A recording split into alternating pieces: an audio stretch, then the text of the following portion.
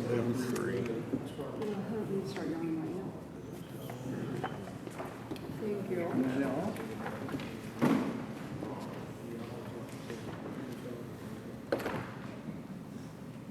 I'll let you have your conversation. Yeah, please do.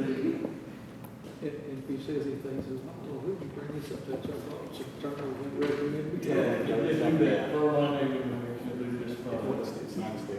Yeah, because you're so highly favored. He's looking at it, you got the use of in the bathrooms. It's the most unprofessional. You see those signs in the bathrooms? Well, the one I like is the one that's above the urinals, and it says, please don't eat the big white mint. It's got signs in there that says, you know, don't put your coffee grounds in it. And I can understand doing it, maybe for a day or two, because there's something going on, somebody's trying to get back, but it's been there for 6 months. I meant to But bring the my, tape's peeled. I meant to bring my grounds in so I could go dump them. You know what we do? We put them The agenda, I didn't bring enough of them. don't put them in the sand, but something. Well, I already did it. He's gonna, we're gonna do each I other. got Okay, it. well, We got to read it. He's going to start. All right? Yes. Yep. Mr. Chairman, so this is just a study session tonight. This is not an agenda necessarily, but it's just kind of a organization sheet, I guess. So per guidance from the law, it's no votes tonight, can't vote, right? No votes, can't vote. But the purpose is discussion, feedback, thoughts, criticisms, praise if possible. The first thing that we have on the sheet is, what we have is Planning Commission Resolution 2025-01, which is a resolution of the Sumner County Regional Planning Commission recommending adoption of revisions to the Sumner County Stormwater Management Resolution. And so what this is, the county first adopted a stormwater resolution back in 2005, 2006. Where it was called an MS4 jurisdiction of municipal separate storm sewer system. Is that what MS4? I was going to ask you. MS4 is municipal separate storm sewer system. So it's four S's, yeah. It's based on population and a number of other factors. We're required by law, state law, to have ordinance, or we do resolutions, not ordinances, for a policy document that regulates certain things related to stormwater controls. Every 3 or 4 years, 5 years, something like that, the state updates what's called the general construction permit, or the construction general permit. And that's basically the authorization to do construction in the state of Tennessee. Because the Clean Water Act controls everything with regard to stormwater runoff into these lakes and creeks and streams and stuff. And the state is required through the EPA and the federal law to have a construction general permit. They update it every few years. So they updated it. They updated it a couple of years ago, but it just became effective about a year ago, give or take. We're a little behind on updating our stormwater resolution. There's been a lot of stuff going on. We've been working on it behind the scenes for a while. The last time that the resolution was updated was in 2017. So generally speaking, what you see, this is the resolutions in this document that I'm giving you. There's a staff report, very brief. There's a resolution that just kind of with the whereases and all that stuff. Right. And then you have the actual document in here. And so the contents of the document are, we've had TDEC put eyes on this for us. We sent it over to them for review and comment, I think, last week. And we heard back on a couple of very minor things, little tweaks, nothing significant, I don't believe. And so TDEC is pretty much good. This addresses the things. We have an audit every couple of years. One of the things that they noted was there were several things that changed in the permit that we needed to update in our regulations. And so we've done all that with this. The biggest changes in this document, I think, are probably the thing that I care about the most is the appeals process. The way it is in the current resolution that we have, There's a separate board that has to be established. It's a little bit ambiguous on some things. I've never really liked it, and there's never been a stormwater board that's really been appointed. And so what this resolution does is to recommend, this is just a recommendation, and this is something that can be chewed on by the planning commission, but the Sumner County Board of Zoning Appeals, which is a technical review body, would be designated as the Stormwater Board of Appeals. And so they would be, from time to time, there may be people that want to appeal things that we do, that the body that goes to is the Board of Appeals. Like with zoning, you need a setback variance, you need things like that, it goes to the Board of Zoning Appeals. On this, if you disagree with the staff interpretation, those kinds of things, it goes to the Stormwater Board of Appeals. We've never had one. This would essentially create one and designate the BZA as that body. The reason that it's never really been an issue is there's something that state law allows us to do that we've never done, which is to assess fines. So we have the ability to fines up to $5,000 per day. Now you've got to think that through, obviously, before you do it. We've never had the appeals board set up, and so we've never assessed fines for any of the stormwater violations that you might see out in the county. We take other measures. We do stop work orders. We might take them to court. There's those kind of things. But there's never been a situation where we've levied the fines that were authorized by state law. It's very clear. How they broke that the way they did, that the legislature passed it, I don't think it could happen today. But it's very weighted in the city or county favor, basically, to be able to assess these fines for stormwater violations. And so I've never felt comfortable assessing fines without the appeals board in place, because if there's a dispute on that and it goes to court, the judge, first thing he's going to say is, well, why didn't this go to your stormwater board of appeals first? And so anyway, so we've tried to get our arms around that by clarifying variance procedures. We call them variances or waivers. If there's an appeal, if somebody feels like staff has made a mistake or wrong about something, that kind of thing, it clarifies that whole procedure. That was just with what I do, the way my mind works. That's what I care about the most in here. The permit that I talked about, the TDEC updated a while back. One of the big things they did was related to public outreach and education. We've had to do a lot more of that stuff. That's not really in this document. It's not something that's required to be in the stormwater resolution. Like I said, there's some really technical jargony things that TDEC has required us to update that they've signed off on and said they've been addressed. One of the things that I've heard though, what's confusing about this stormwater resolution stuff is that it's not a quantity document. It doesn't necessarily. The thing I say sometimes is that TDEC doesn't necessarily regulate. If your house floods, that's not a TDEC issue. But the water's got to be clean that floods your house. That is a TDEC issue if it's dirty. You know what I'm saying?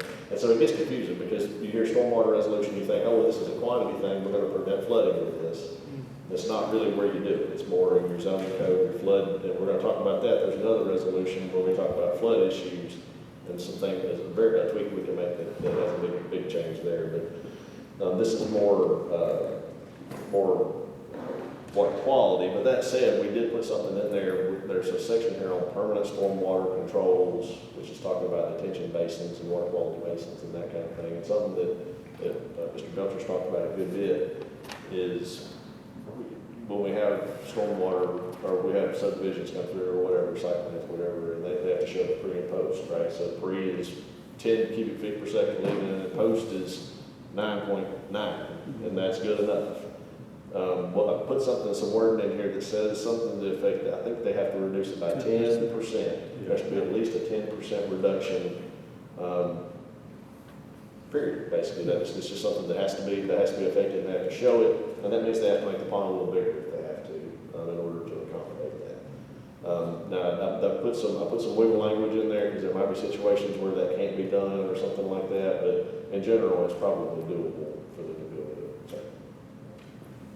Would this apply to, without getting into specific organization, a commercial building off 109 that we always go back to, which they are right there off 109, they want to put some additional commercial facility where their stormwater appears that it's not being maintained, it's appears not being inspected. Would this apply to that? Well, if they were coming in and doing something new, if they were coming in and building something new and they had to build a new stormwater detention facility or something like that, the new regulations, here's my understanding, is that on these kinds of federal state requirements that have come down, these mandates like this, there's no grandfather clause for any of that stuff. You have to comply with the current regulations. There might be some of that I'm a little bit wrong about, because this, what we're talking about, this 10% reduction, there's some discretion there that we're doing, so it's more a county requirement than a state requirement. But if it's in our stormwater resolution, in general, my take is you always have to comply with the current requirements. There is no grandfather for that. And the state law says something. So you put the 10% in, that was not a state requirement. That's right. Yeah, that's something we're doing to kind of go over and above. Yeah, that's a good move. Let's see, what am I forgetting in here? Without reading it to you guys and getting into all that stuff. Of course, when we have it on the agenda to discuss, there's going to be a full staff presentation where we delve into it a lot more.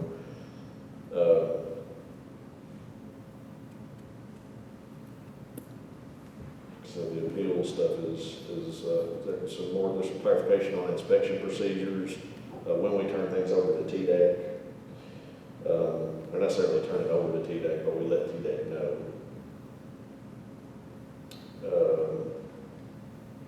I think overall the document, there's not a lot of stuff that's really changing a whole lot in terms of the technical stuff. Because they have all these really, SWIP, stormwater pollution prevention plan, all these requirements that you have to have in those things. Not a lot of that really changes with this. The things that I care about, that I think you guys care about the most, like I said, is the enforcement provisions, which are getting a lot stronger, the appeals provisions, which will make a lot more sense, and some of the quantity things that we've talked about here. I'm trying to shoot one that in there as well. Sir?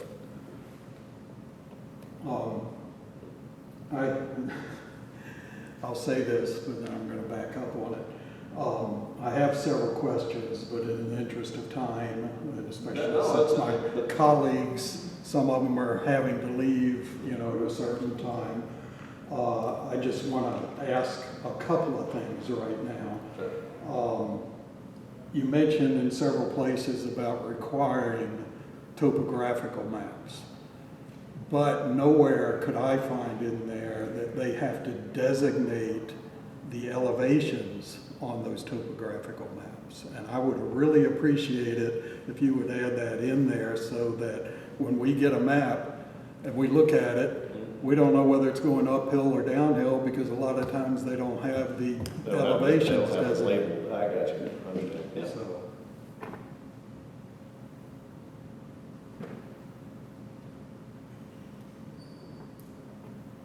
and I also saw that, and I don't know whether this is new or not, you'll have to educate me, that the land disturbance permit expires 24 months after issuance. Is that new, or is that always been there? It's always had an expiration date. What we've done to line, we have a zoning compliance process that is 2 years, 24 months, where your zoning compliance form expires 24 months after you get it. I think the way we've had it is that it's caused a lot of confusion the way we have it now. And Marshall, tell me if I'm getting it wrong, but I think you have 6 months to start construction, right? But it expires 18 months after that, after you start construction. So what we said, instead of all that, we just said you have 24 months. From the time we issue you the permit, you have 24 months to complete whatever it is that you're doing. And it's eligible for extensions, I believe, in there as well. And I did want to commend Marshall. Marshall has been instrumental in writing this, working with, we have a consultant that we've had a contract with for many years, CEC, Civil Environmental Consultants. Marshall worked with them very closely. They know the ins and outs of the state's permit, and they kind of incorporated the required changes into this document. And then Marshall and I have worked closely with Joe Phillips. He's on vacation this week, but with Joe to get some minor administrative concerns in there. But the expiration, it's meant to kind of do the same thing, but just do it in a more clear way. So instead of 6 months and 18, we just say 24. Okay, and with the extensions, I read this over a week ago, and I've read a bunch of other stuff since then, but with the extensions, is it that someone can always get an extension, or is there going to be some caveat in there to where, no, this is it, you've got to start over with the whole process or not, or I'm just throwing that out there. Yeah, there might be situations, it's there as a catch. you know, to some extent, if there's problems and that kind of stuff, you know, but in general, sometimes you need to put a deadline on people if they don't ever finish. That's one of the things we've noticed. But you got people building a house where it just, it takes years sometimes to get everything stabilized and all these things. And so some of it is that, I think, but in general, if the site's operating well, there's no problems, no reason to revoke the permit or discontinue it or something like that, we're going to issue that extension. You know, that's not something that we're going to withhold without a real good reason to do it. Okay. And my last question for now, anyway. First, let me also recognize the hard work of your staff and of Marshall in putting all of this together. I don't say that often enough, and I just want to publicly say it. But the last question, on some of the plans that we've reviewed, I've noted several, I'll call them mistakes, oversights, whatever you want to call it, where you're looking at maybe the plan and it has the stormwater control items on it, and then you're looking at another plan and some of those stormwater controls, that layer wasn't turned off, so it appears on other things. And maybe this is more of a question for the legal guys back here, but in situations like that, do we have the authority just to reject it completely, just on the basis of the information on the drawings being misplaced or not being accurate, or, you know, where is that line drawn? Well, maybe, I mean, I wouldn't say reject necessarily, but I mean, you guys certainly have the authority to approve with conditions if there's, you know, and we do that on almost every item. You know, if there's things you see that you're like, hey, this needs to be changed, that needs to be changed, whatever. But, I mean, you certainly have the authority to say, guys, this thing's got more problems than you can shake a stick at. I'd like to defer this to give you more time in order for you to come back and fix this next month, you know, and get these comments addressed. If there's things that you see that are significant, then deferral, and basically what you're implicitly telling them is, we can either defer this or deny this because it's got all kinds of problems. Which one do you guys want to do? Yeah. You know, is what you're saying to them. And they'll always, you know, I shouldn't say always, but most of the time they will request a deferral to get things straightened out. Well, let me direct to these guys. If you were to deny it, are you getting into hot water legally just because their drawings are not up to par? If you've got a standard, you can have to maintain that standard, but that comes to the general question, can that keep them from suing you? No, I mean, anybody can sue the county, so we seem to be a popular entity to sue. But there's no reason you can't create standards that have to be followed. Okay. I just have a, Yes, ma'am. so on here, where all this says for review on the contents, and then you have for review on there. I know sometimes when we do things, we put in red what has changed. Is that a possibility? Well, we had one of those for a while, and Marshall may still have it, but we kept redoing it and redoing it and redoing it to the point where it's almost, do you still have, I know we had one that we were keeping for a while, and then I have all my changes that I did on all the enforcement stuff and all these other things that I want to change. The versions of the... Yeah, like, is there a way to reference this back to the original version? Do we still have it working? We can try to do that. Okay. Thank you. It helps. Yeah. But some of it has changed, like I said, so substantially that it's kind of like the whole page is now a different page. You know what I'm saying? So not the It's whole. just all being red. Yeah. That helps my brain. Sure. And is it okay if my other questions, just email them to you? Yeah, or ask them. I mean, I'm here. I know some people have need to leave or whatever, but if No, I don't want to mess y'all's schedule. If you I mean, that's how many I have. How about we hit each one of these and then go back? Okay, that's fine. Can we do this that? is because this is a biggie. This is a biggie for sure. Yeah, for sure. And if you do email them, could you email all of us? Yeah. Yeah, certainly. That'd be great. next one.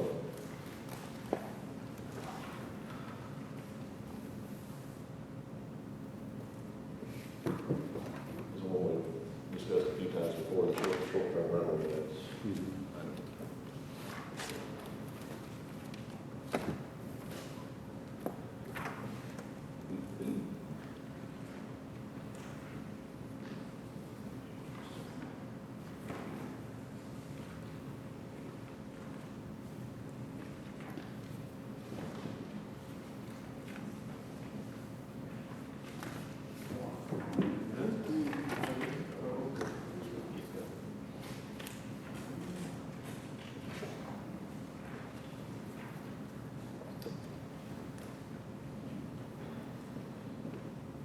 So this is, like I said, this is one that we've discussed a couple times in the past.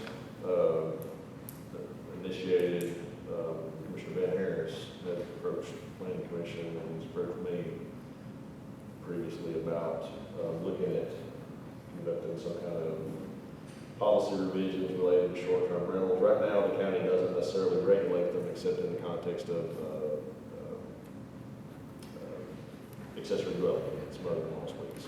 We require folks whenever they get an accessory dwelling unit approved, there's a deed restriction that's recorded with that accessory dwelling that says that it's not going to be used as a rental unit and it's to be used for family and guests.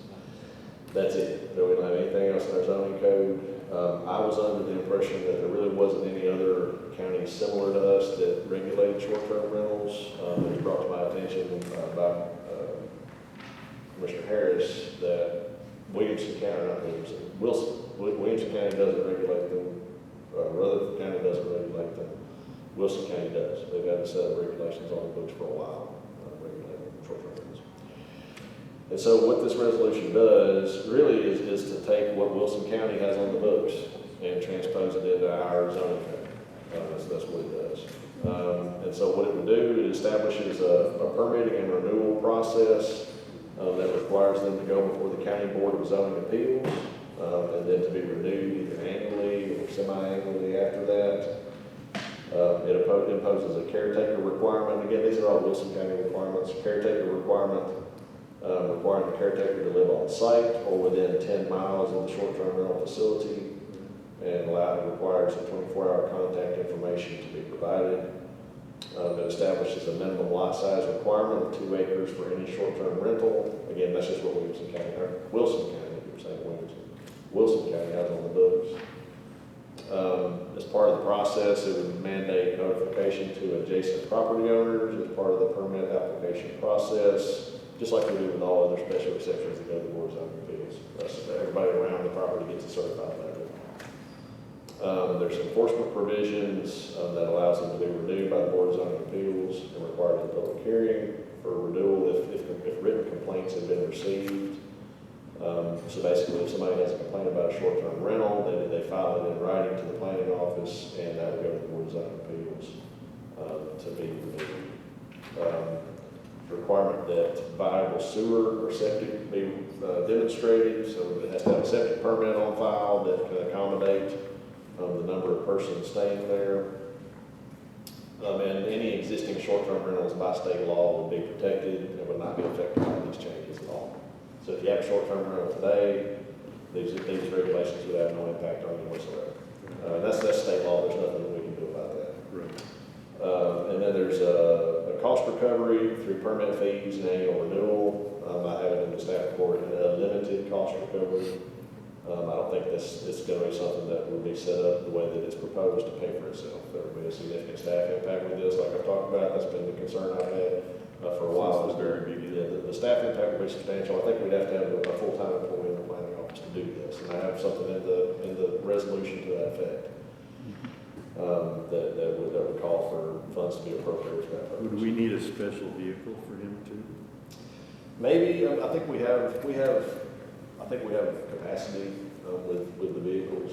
The one we have, though, has had a lot of problems and might need to be replaced, to be honest with you. And so we've got a Ford Escape that won't start most of the time. And it's got a lot of problems. Nobody will take it anywhere because you get stranded wherever you go. So maybe. So I shouldn't say no, but maybe. And so, let's see, is there anything I forgot about that? I think that's pretty much it. And so we've talked about it at length several times.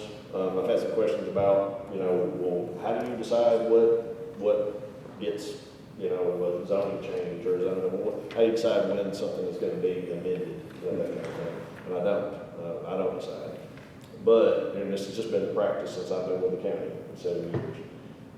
In general, it's the practice most anywhere you go. If I have an elected official in the county, if I have a department head in the county, if I have a planning commissioner or board of zoning appeals member who feels like, hey, I think there's a problem we need to address by changing the zoning code a little bit. I take that up, and the county zoning code, there's nothing in the state law that really spells that out, but the county zoning code, what it states is that under the powers and duties of the planning director must analyze and report on all requests for amendments to the Sumner County Regional Planning Commission and the Board of Commissioners. And so that's what we're doing here. And so however y'all want to handle it is fine, but we're providing it to you guys for discussion at this point. Okay, well, I've got one. oh, you've got it, okay. I'm more than ready. We are beating a dead horse. We have said multiple times that we do not want to do this. I don't know why there was a resolution drafted. I understand that you're doing it on the orders of a commissioner or a mayor or whoever. I don't really care. But we, as the body that this goes to, that you bring it to, have said 2 times, we don't want to do this. So I'll say it a 3rd time. I can only speak for myself, but I'm pretty sure I know how most people on this feel, because we've said it publicly more than once. We don't want this. I mean, this is nothing. I'm just going to read an excerpt from some of this language, and it sounds completely like government overreach to me. Bed and breakfast facilities or other forms of short-term rental shall also provide contact information for the local caretaker, as outlined above, as well as contact information for the actual owner of the property if different from the local caretaker. This information shall be provided to the county sheriff's office, the county planning and engineering office, and the Sumner County EMS. Such required contact information shall include name, a valid mailing address, phone number, and email address for the caretaker and the owner of the property, respectively. This information will be required upon submittal of an application for any bed and breakfast or short-term rental use specified in the Sumner County zoning regulations or board of zoning appeals. Move to the city, people. If you don't want to be, it's the county. Good God, come on. I'm so sick of this. I don't ever want to see this again. And I don't even want it on an agenda. I don't want to see this ever again, and that's where I stand. Mr. Straw. Ridiculous. When this first came up, me and Commissioner Klein were approached by Commissioner Harris, where we talked about it briefly, and it kind of made sense from the standpoint of the issue was the noise issue. At least that's what I got out of the conversation, was a noise issue. We took aggressive action, went and visited, as everybody knows, the sheriff. Found out some things we didn't know that he's already got on the books that he can enforce. I believe that would fix that. That's why That's just my opinion. that's why I sent the email. So I have to agree with Commissioner Miller that I think we're going down a road that we don't even need to be spending time. My question is why? Why are we wanting to get into this business to where we're going to have to appropriate additional county tax dollars to enforce something and include the logistical support that's got to go with that man year? And so I've really got some concerns about that, about why. And I kind of had the impression at first that this was just an area surrounding, county area surrounding the lakes and stuff, but we did have a few people mention in some areas of Hendersonville, which I can't believe that they have an Airbnb in some of those areas, but they do. Yeah. And it appeared to me that it was a noise issue. So that's all I'm saying about that. I agree wholeheartedly with Commissioner Miller on her recommendation that it doesn't need to be discontinued, or it doesn't need to be addressed, in my opinion. Thank you. Well, we, in respect to Commissioner Schmidt, I think he's signed up to speak. I would like to hear what he has to say.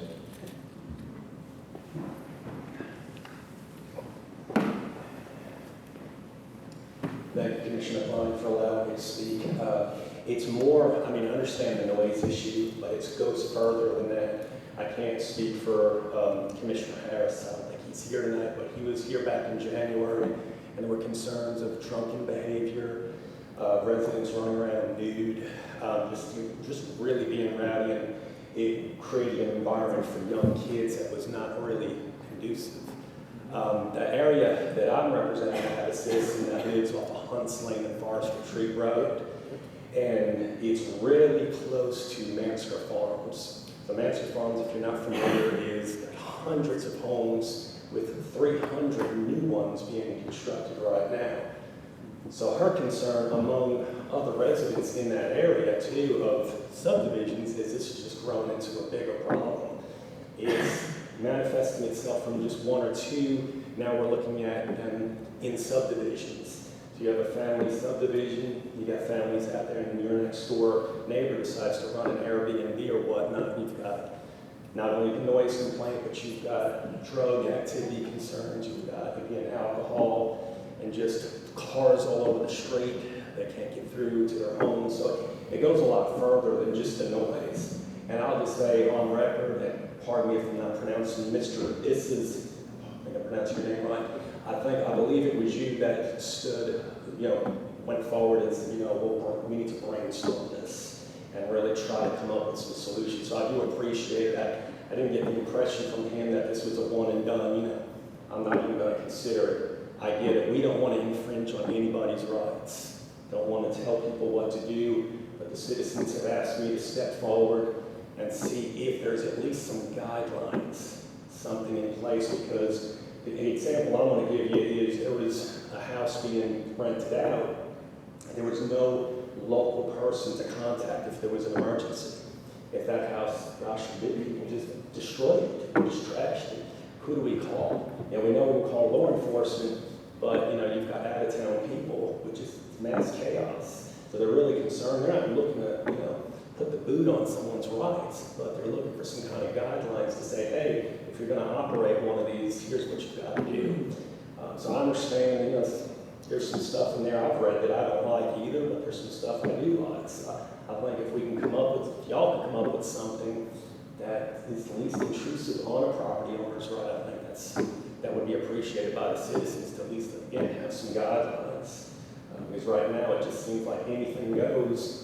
And the problem more so for like District 18 is its majority of it's in city limits. So it's not like, say, if you went to Cottontown where it's wide open spaces, you're not around a lot of subdivisions. You've got Cross Point, Alexandria Place, Mansker Farms, Forest Acres, all these family subdivisions around these people putting Airbnbs. And those are unincorporated towns. No, they're all those subdivisions are in this. Those are all cities. So we have no say so. Actually, Cross Point and Forest Acres is not in city limits. You also have a new subdivision going up, and I will thank you guys for, you did a lot of work on Adeline Acres. Josh Sutton has been a rock star in his department with the questions I've had there, but again, that's 19 homes going up there. Yeah, Mansker Farms is in city limits, but like, again, Cross Point, Forest Acres, and you've got all the homes along Center Point Road, some of which are not in city limits. These are concerns I'm hearing even from neighboring districts that I don't represent, have these concerns. Okay. Well, in a minute, I'm going to ask the lawyers to weigh in on. Ms. Mansfield, you want to speak to this too? Okay. I'm going to ask the lawyers to weigh in on what Sheriff Craddock told Ron Stroll and me, that it appears there may be a law in the books that it's a simple call to the sheriff's office, quote the TCA, and it's a done deal. So, but I want to be absolutely sure of that before we. Sure. Yeah, I think if citizens knew that there was something, that they could do to report this, because right now they seem, kind of stranded on an island with no help. I'm dealing with, I'm not gonna get into it, but I'm dealing with other issues that our highway department has done a tremendous job in responding to. They're working on something for my constituents today that they've been asking for 20 years. For 20 years, they felt like they had no recourse. So I'm just saying that as an example that they're finally seeing some work there. And I think this situation here, if they've seen something, I think that might go a long way. Well, Sheriff Craddock was very confident that this would fill the bill, but, we need to test that. Sure. So, thank you. Yeah, I appreciate all you listening to what I had to say. Thank you. Mr. Fly, I have one more question. Yes, Commissioner. I would imagine that a lot of these subdivisions also have HOAs, which if you have an HOA, they do not allow short-term rentals, so they'll allow long-term rentals, which is, 60, 90 days, 6 months, a year, whatever. But I don't think the problem is this is in subdivisions, but once again, if you want to regulate, then create an HOA. It's another option. Mr. Chairman, Yes. I have a question for Mr. Smith before we proceed. Okay, sure.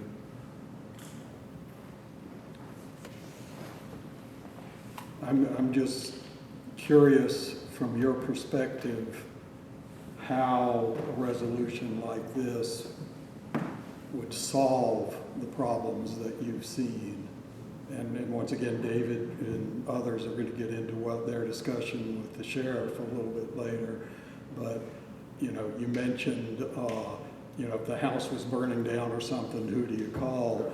Well, the sheriff's department or police can access records to who owns that property. So I'm just really struggling with how this resolution solves these problems as opposed to just creating more regulation and costing the county more money.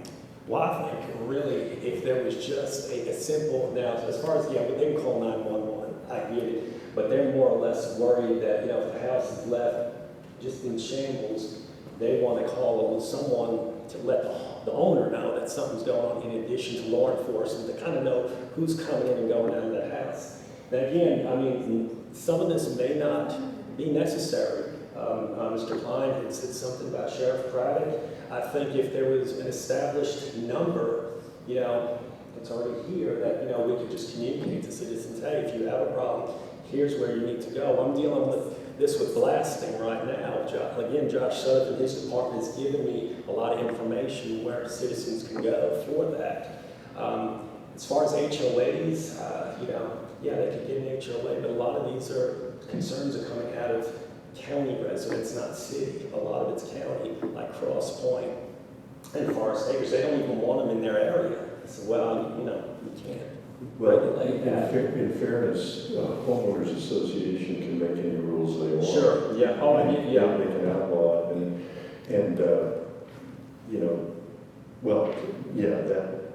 that's one of the solutions. But this law, if that's actually what it says and the way Eric Craddock explained it, that would be fine. As far as knowing who the owner is, any one of us can go to Sumner GIS and look at any parcel in the entire county and find out who the owner is. Like I said, the citizens that have come to me said, look, we want to bring this to the planning commission. Let them brainstorm it and see if this is even necessary. It may not be. You may say, hey, this is not necessary. Here's what I heard from Sheriff Craddock.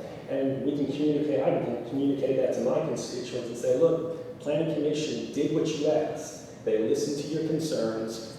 They listened to your suggestions. Here's why they don't like what's in that draft today. And here's what they're proposing. That's what they're looking for. They're not looking to infringe, and I'm not looking to infringe on any property owner's rights, but my job is their commissioners to bring this forward and say, look, I brought your concerns to the planning commission, and here's what they're suggesting. It's, Great. Thank you. Commissioner Mansfield. Thank you, Mr. Chairman, members of the Planning Commission. I, too, have spoken to these citizens, I've spoken to these citizens who have complained as county residents about short-term rentals. One of them specifically, I guess it's Commissioner Ben Harris has specifically mentioned it. His name was in the email of asking for this resolution to come forward. I guess I'm going to go back to a presentation that Mr. Sutton did on February 28th, 2023 for a study session. And the feedback request at the end of it is, does the Planning Commission wish for staff to proceed with the drafting of a resolution related to regulation of short-term rentals? The answer was no, voted down. Came back again, no, voted down. So again, I'm very surprised to see this yet again on here when this body's voted it down twice. I don't even know how it got on the agenda. But that being aside, I want to get back to some of the points in here, the negative points about this, but I did speak with Commissioner Harris and his wife. They live within a couple of hundred feet, maybe, of the Gallatin city limits. They live in a lake community, a neighborhood on the lake, a stone's throw from Gallatin city limits. And I told them, I said, you know how you can solve your problem? Get annexed in the city of Gallatin. They don't want to do that. They want to regulate 450 plus acres of miles of unincorporated residents and put government interference and infringe on their rights because they don't want to do something. They want everybody else to have to do something. I said, well, why don't you and your neighbors get an HOA? Because if you got an HOA, you can regulate this. We don't want to get an HOA. We want to regulate our other neighbors. We want to create an ordinance that's going to regulate 440, 50 plus square miles and infringe on the rights of unincorporated residents. I think that's wrong. I think that's bureaucratic. I think that's big government. And, you know, there's 5 commissioners in this room who ran on avoiding unnecessary government overreach in unincorporated areas. So I do want to give a little bit of points to underscore the importance of maintaining freedom, fostering economic growth, and avoiding unnecessary government overreach in unincorporated areas, which I think is an egregious. This is the worst one that I've seen before. No offense, Mr. Planning Director, that you brought forward as far as like the most egregious on individual property rights. You know, property owners in unincorporated areas, they choose to live in unincorporated areas because they do not want the restrictions that the cities put on them. They know that they're taking a risk. They're not paying for fire. They're not paying for police. They're not paying for stormwater and garbage. They know this, but therefore they're paying less in taxes. It's a trade-off. They're individually responsible for their well-being, and they're willing to take the financial risk for that. So, but there's also an upside of living in the city, county, unincorporated limits is that you can also take risk in entrepreneurial adventures that you're not afforded within the city limits. Personally, I love to see homeowners turn their homes into Airbnbs and Verbos. Renting a room, renting space. My wife and I, we love to travel other states, other cities, and do those things. In Williamson County, we've done it. We've done it in Sevier County. We've done it in Sumner County. It's wonderful. It's a wonderful opportunity for people who can't afford to buy 2 acres and build a house and rent it out themselves and do these kind of things. I can't afford to do that. So it does provide an economic benefit to residents to have a source of income, to have a rental in a garage or anything like that. And most Sumner County people are good residents and good neighbors. And here's the thing about we all know, we live in a free society. Living in a free society has very negative outcomes. That's just part of living in a free society. The most secure people in society, guess where they live? In a prison. A prison. The most free people in society, you know where they live? In the country. The unincorporated areas of any government area. That's where the freest people live. People who are liberty-loving, gun-shooting, God-believing, Bible-toting, conservative, constitutionally, family valued people are in the rural communities, for the most part. So another thing that is a benefit of short-term rentals in the unincorporated is it can promote tourism in these underserved areas. Areas like Cottontown, for example, if somebody wants to have a short-term rental and they're going to go to these little country markets or country fairs or these country restaurants that are only in these crossroads, you're bringing in money. I think that's probably the weakest argument for economic impact, but it is an argument I'll add out there.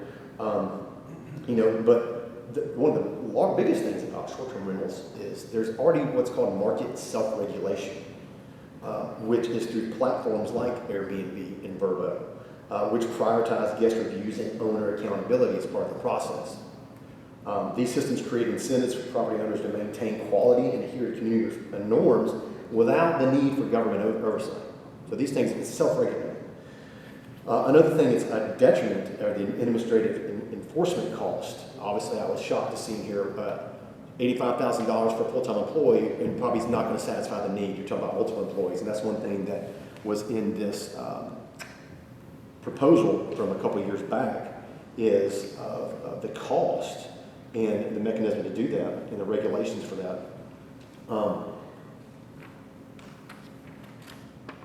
These issues that are being brought up about noise and parties and cars parked on the street, they're not unique to short-term rentals. This happens in every community, every neighborhood, every HOA. That's why you have the HOA Nazis. So, I mean, I hate HOAs personally. I live in one. I wish I didn't. I think you should be able to have a basketball goal in your driveway for kids. I think you should be able to park a boat in your driveway if you got one, or an RV if you have a camper. But HOAs usually don't do those things. That's just my opinion. These issues definitely are unique to short-term rentals. And they often occur at higher volumes outside of short-term rentals. All these problems that were mentioned earlier. And over-regulation is, in my opinion, going to solve a problem that really doesn't exist. It definitely is going to have a disproportionate effect on landowners with this terrible resolution, in my opinion, because 2-acre lot minimum, you got to live on the property or 10 miles, and versus management companies can absorb those kind of things. You're going to encourage larger management companies to come in and do short-term rentals versus independent, solo, mom-and-pop entrepreneurs, people like all of us in here. They're like, man, it'd be great to have a little cottage on my land if I had an acre, half an acre. I could rent it out to family and friends. I think that's a wonderful thing to encourage that for families and people to do. This would actually do the exact opposite thing. We complain about regulating rentals and BlackRock and these companies coming in buying neighborhoods, but yet we want to encourage the same thing with these types of regulations. It's double-minded. It can create a black underground market. Look at Hendersonville, they've got ordinances out the wazoo, and they got people still doing it, and they can't stop them. Yep. Even though they're suing them in court, they still can't stop them.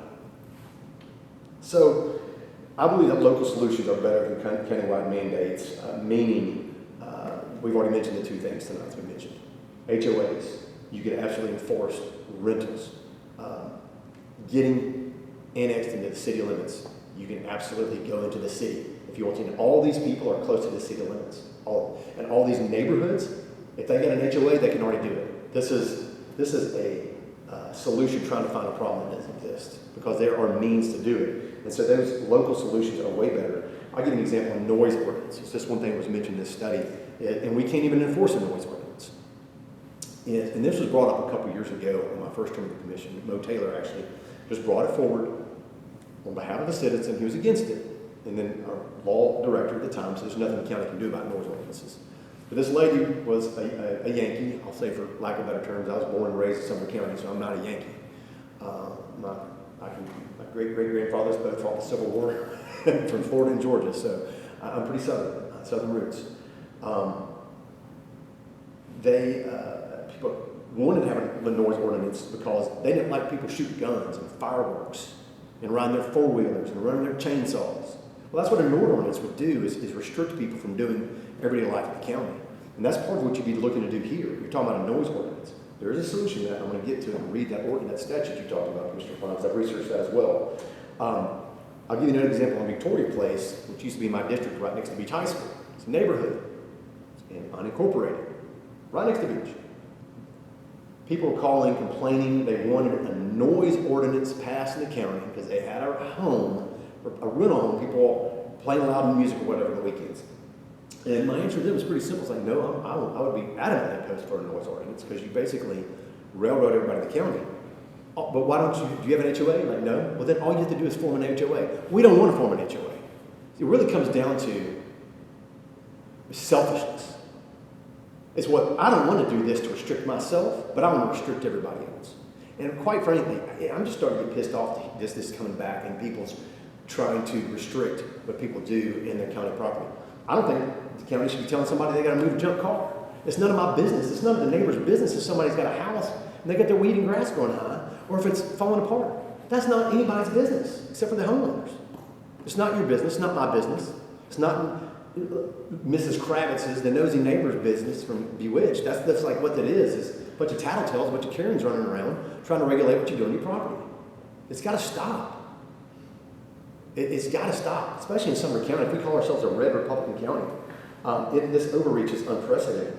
I'm concerned about the permitting process, about renewing every month, a year. This is all about making money, expanding government overreach. You got a long-time government employee bringing this forward who's not willing to be incorporated in the city, who's not willing to form an HOA, but wants to basically regulate everybody else because he's not willing to do something. The same thing for a lot of these other homeowners. And there's not a lot of people. There's only a couple of people that are complaining about this. And if anybody's complaining in the neighborhood, they're in a freaking neighborhood. Form an HOA or get incorporated in the city limits. Gallatin loves annexing people. Westmoreland loves annexing people. Hendersonville loves annexing people. White House probably likes it too. I'm sure Portland does. So these cities would more than welcome these people into their city limits. So I'm definitely concerned about those things specifically. And I will, the solution is really simple. There is Tennessee Code annotated as 39-17-305 is titled Disorderly Conduct.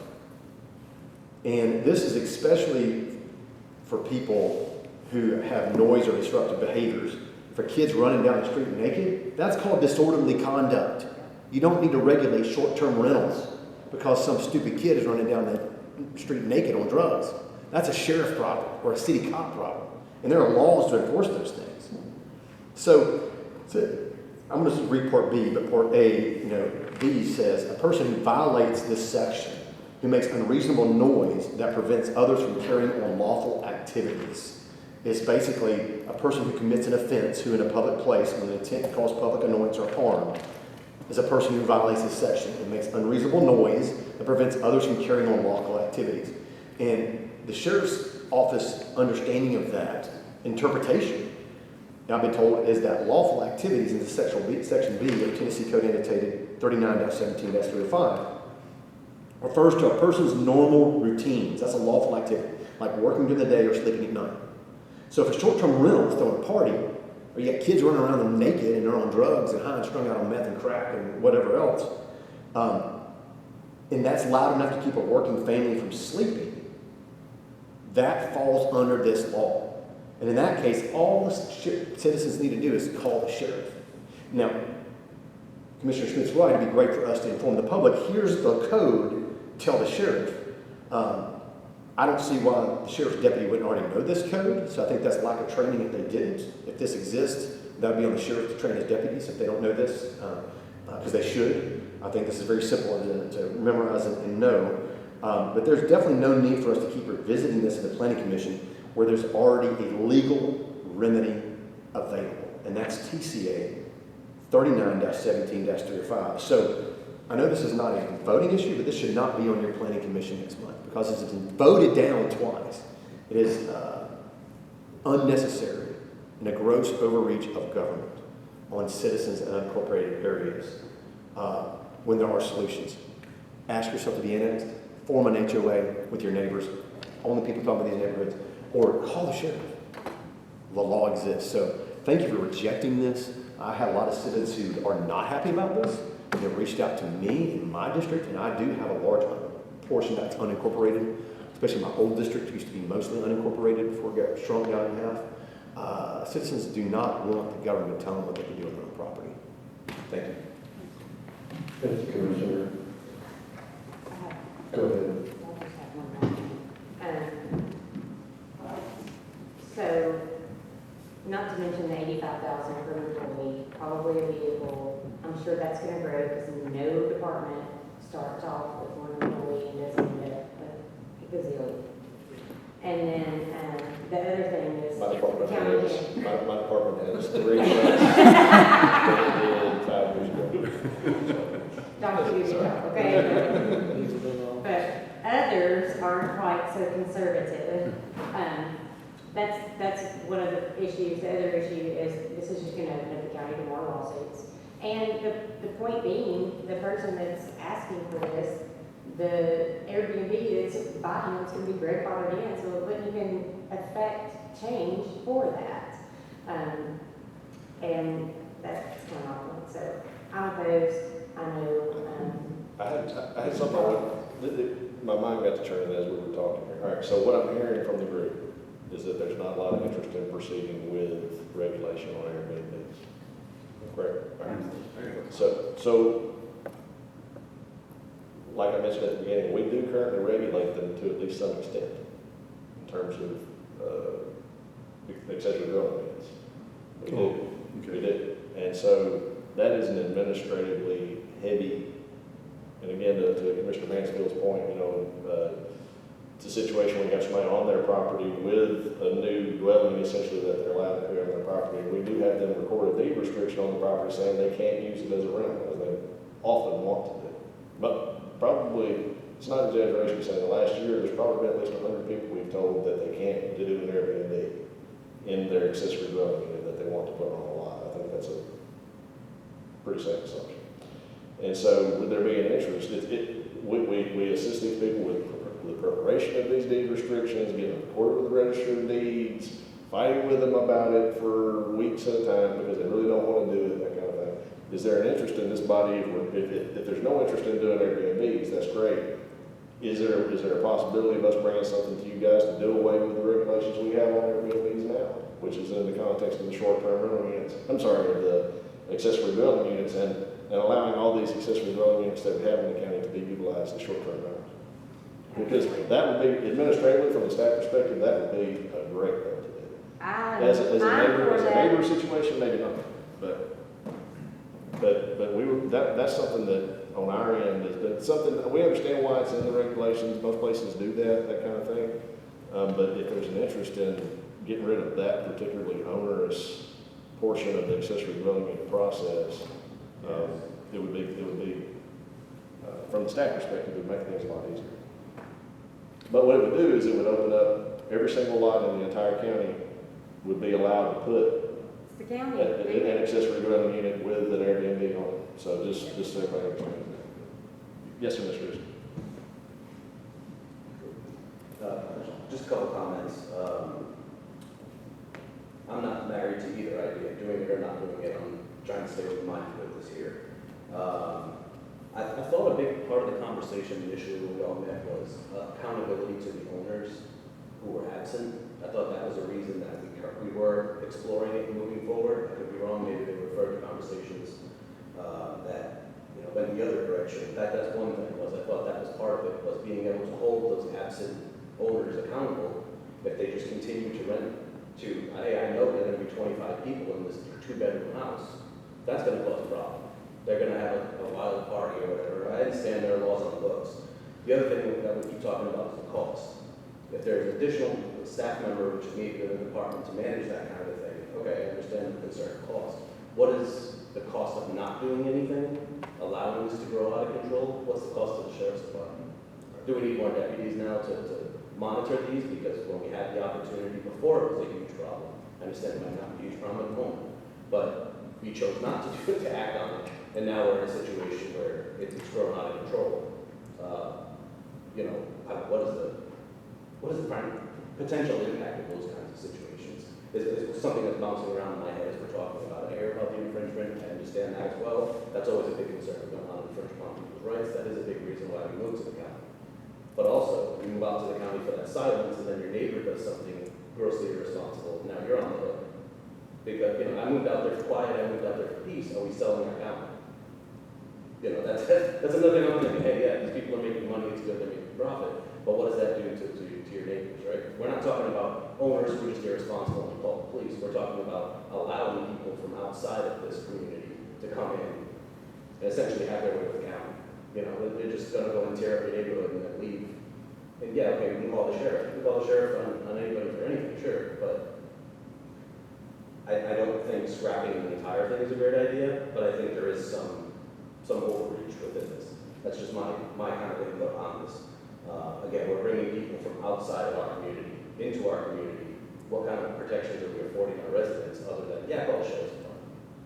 It's not your neighbor who's annoying that we're dealing with. These are unknown entities from God knows where, coming in here and doing who knows what to somebody else's residence. Those are kind of the things that bounce around in my head as a dad, as a, thinking what's going to come next door to me. And we had the opportunity to kind of do something here. I think the permitting piece, I think a big part of that was initially owner responsibility, right? The sheriff's department's been out there 3 times in 2 weeks. Well, now they need to come before and speak for themselves and be held accountable for the lack of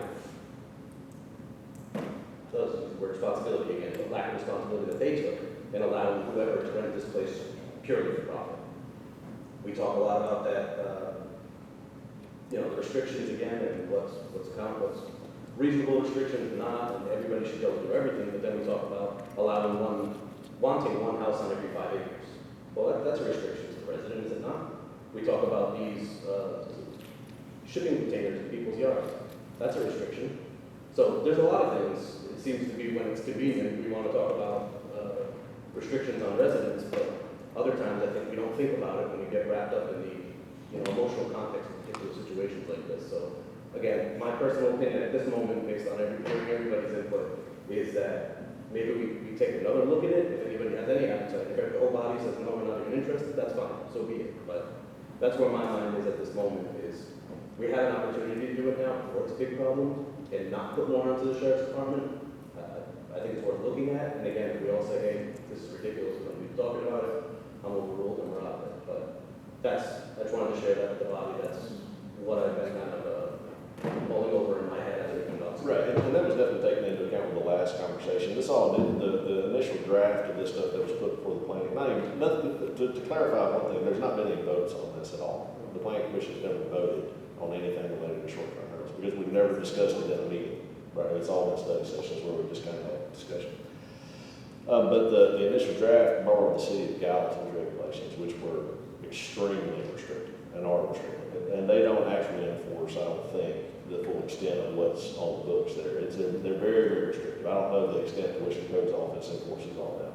And so when the Wilson County model is far less administratively heavy.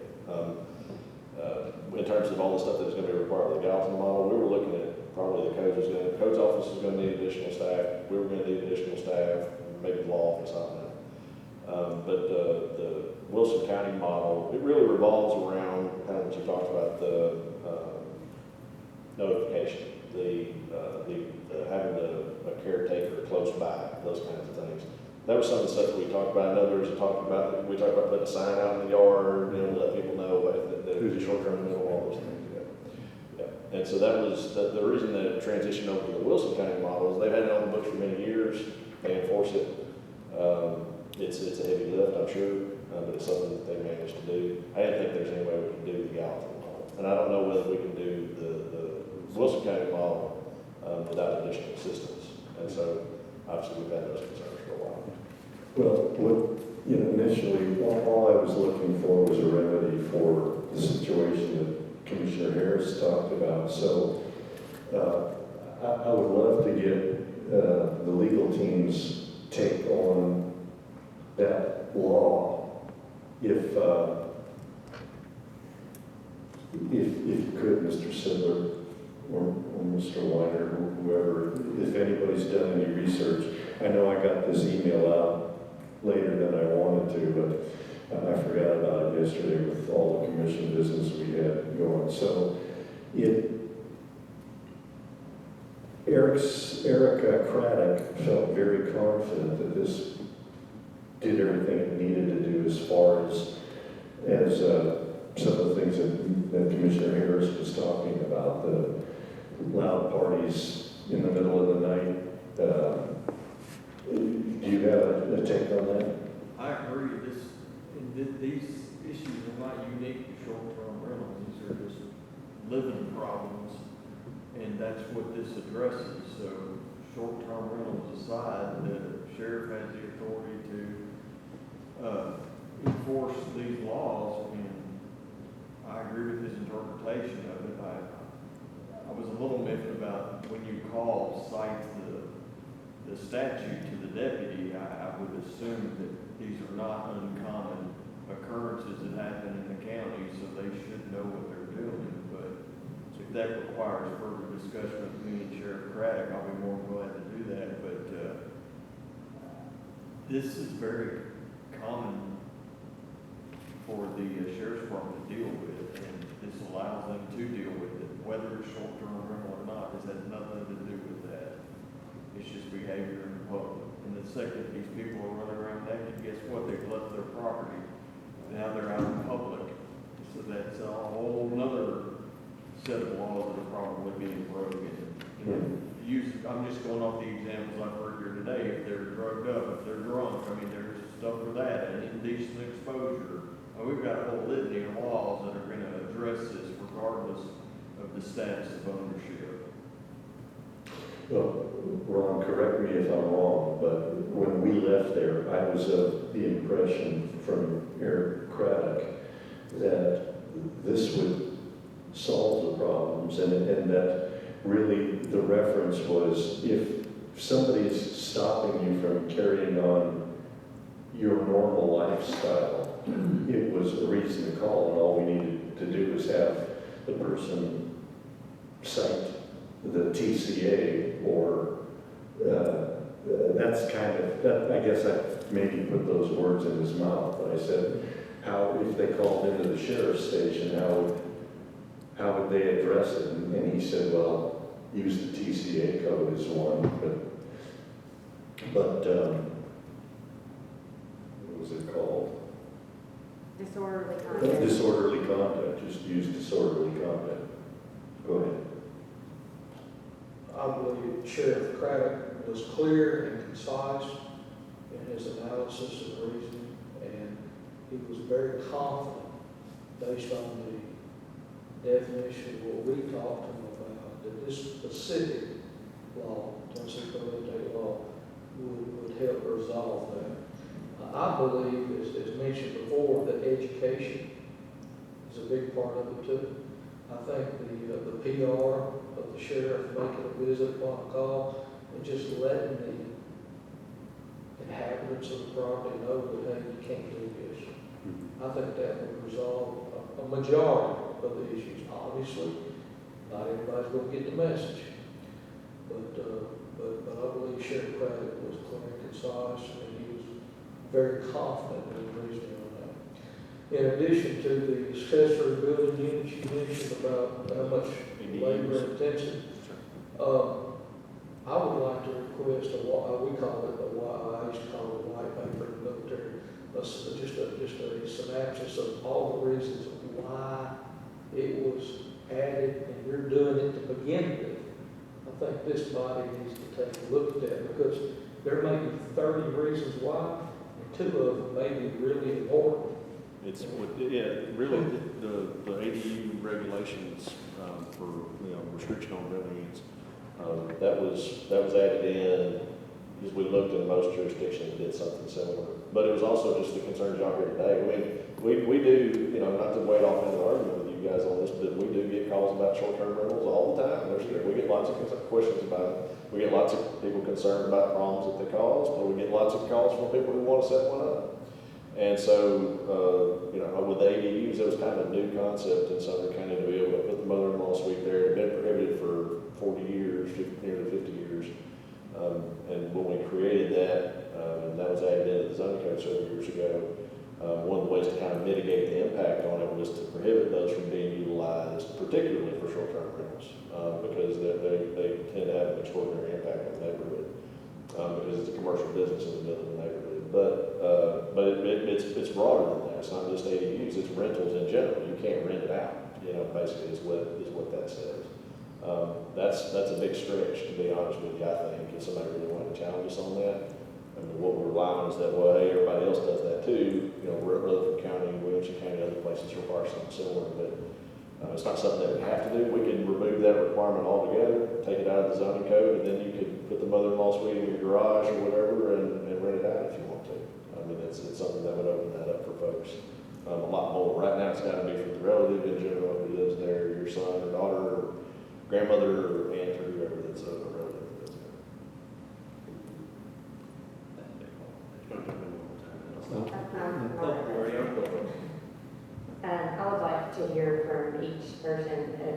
they want to continue with this. And I'll go ahead and say, I think everybody knows I do not. So I would just like for everybody to weigh in. I know we can't take a vote because it's a study session, but I would like to know the consensus, if someone's opinion is that's just not.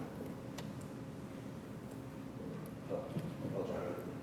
I think, again, I'd like to take another look at it personally. That's my vote on it. I think we keep going back to whether or not there are laws on the books to enforce true behavior. That's not what we're talking about here. We're talking about, do we want to continue to allow people to come into the community, buy these properties, and essentially rent them out for profit?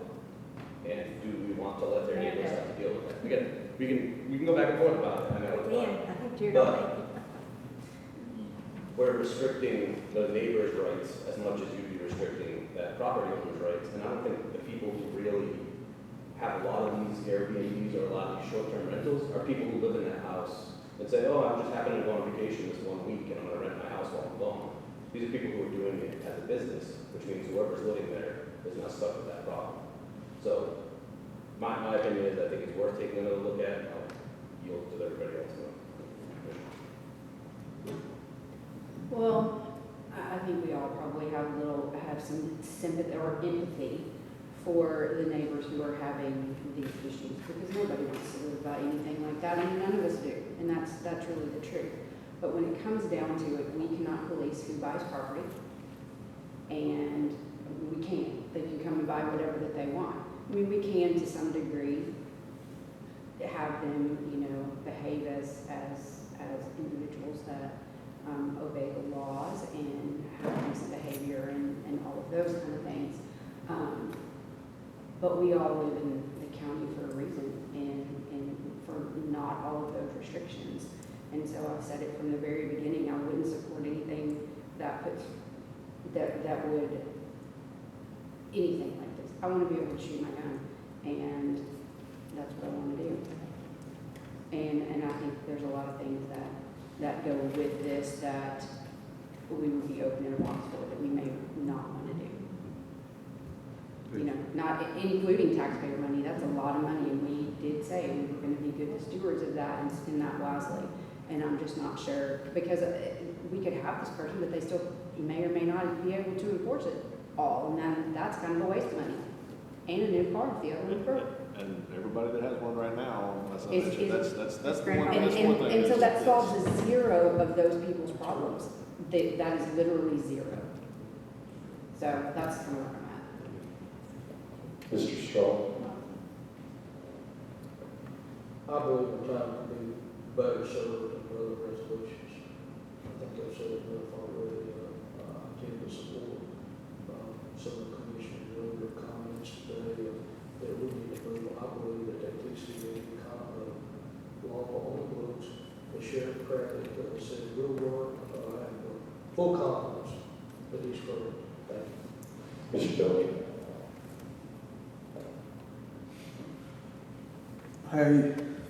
I'm really struggling with this as being a solution to the problem.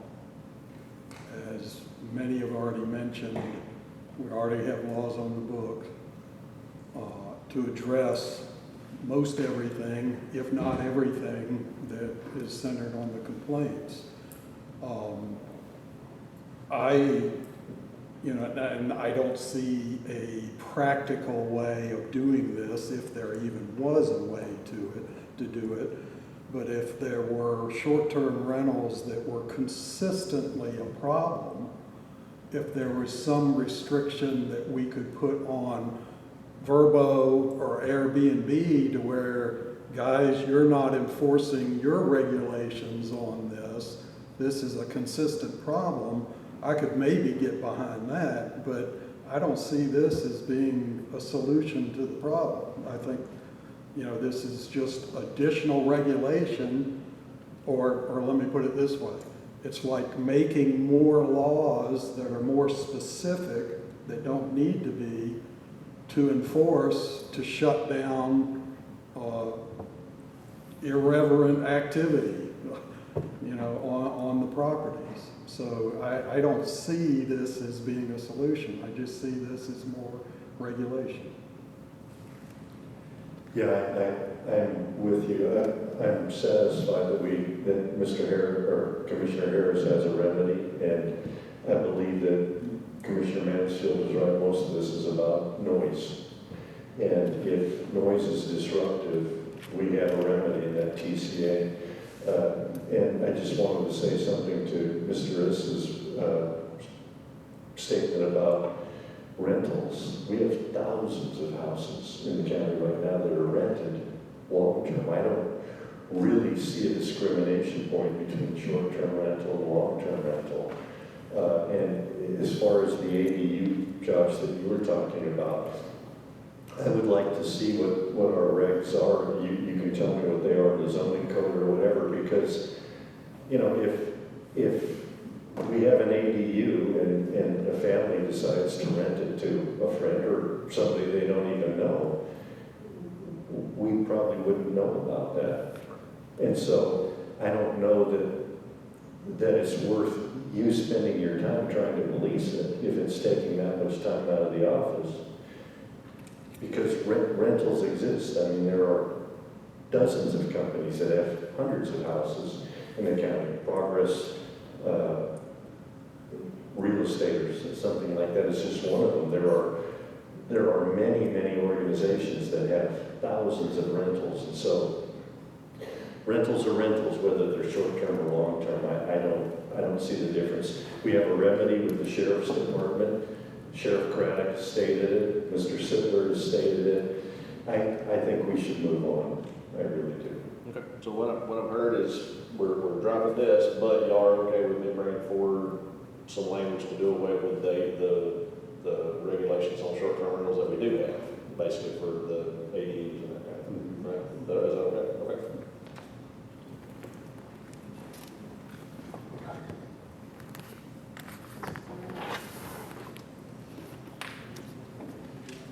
Mr. Chairman, would it be all right if we skip a couple just to make sure we get to them before? Sure. Some folks have to leave. Sure, you go ahead and I want to skip to Resolution 05. Mr. Chairman, if it's not late, do you think you anticipate any questions from the rest of these? I don't anticipate, Josh, do you anticipate anything? No, I don't think so. I think the rest of them all be relatively straightforward. Go ahead, your property, Mr. Sumner. It ain't gonna break itself. And I've left my learned colleague here, so when he can't handle, he'll blame me for it.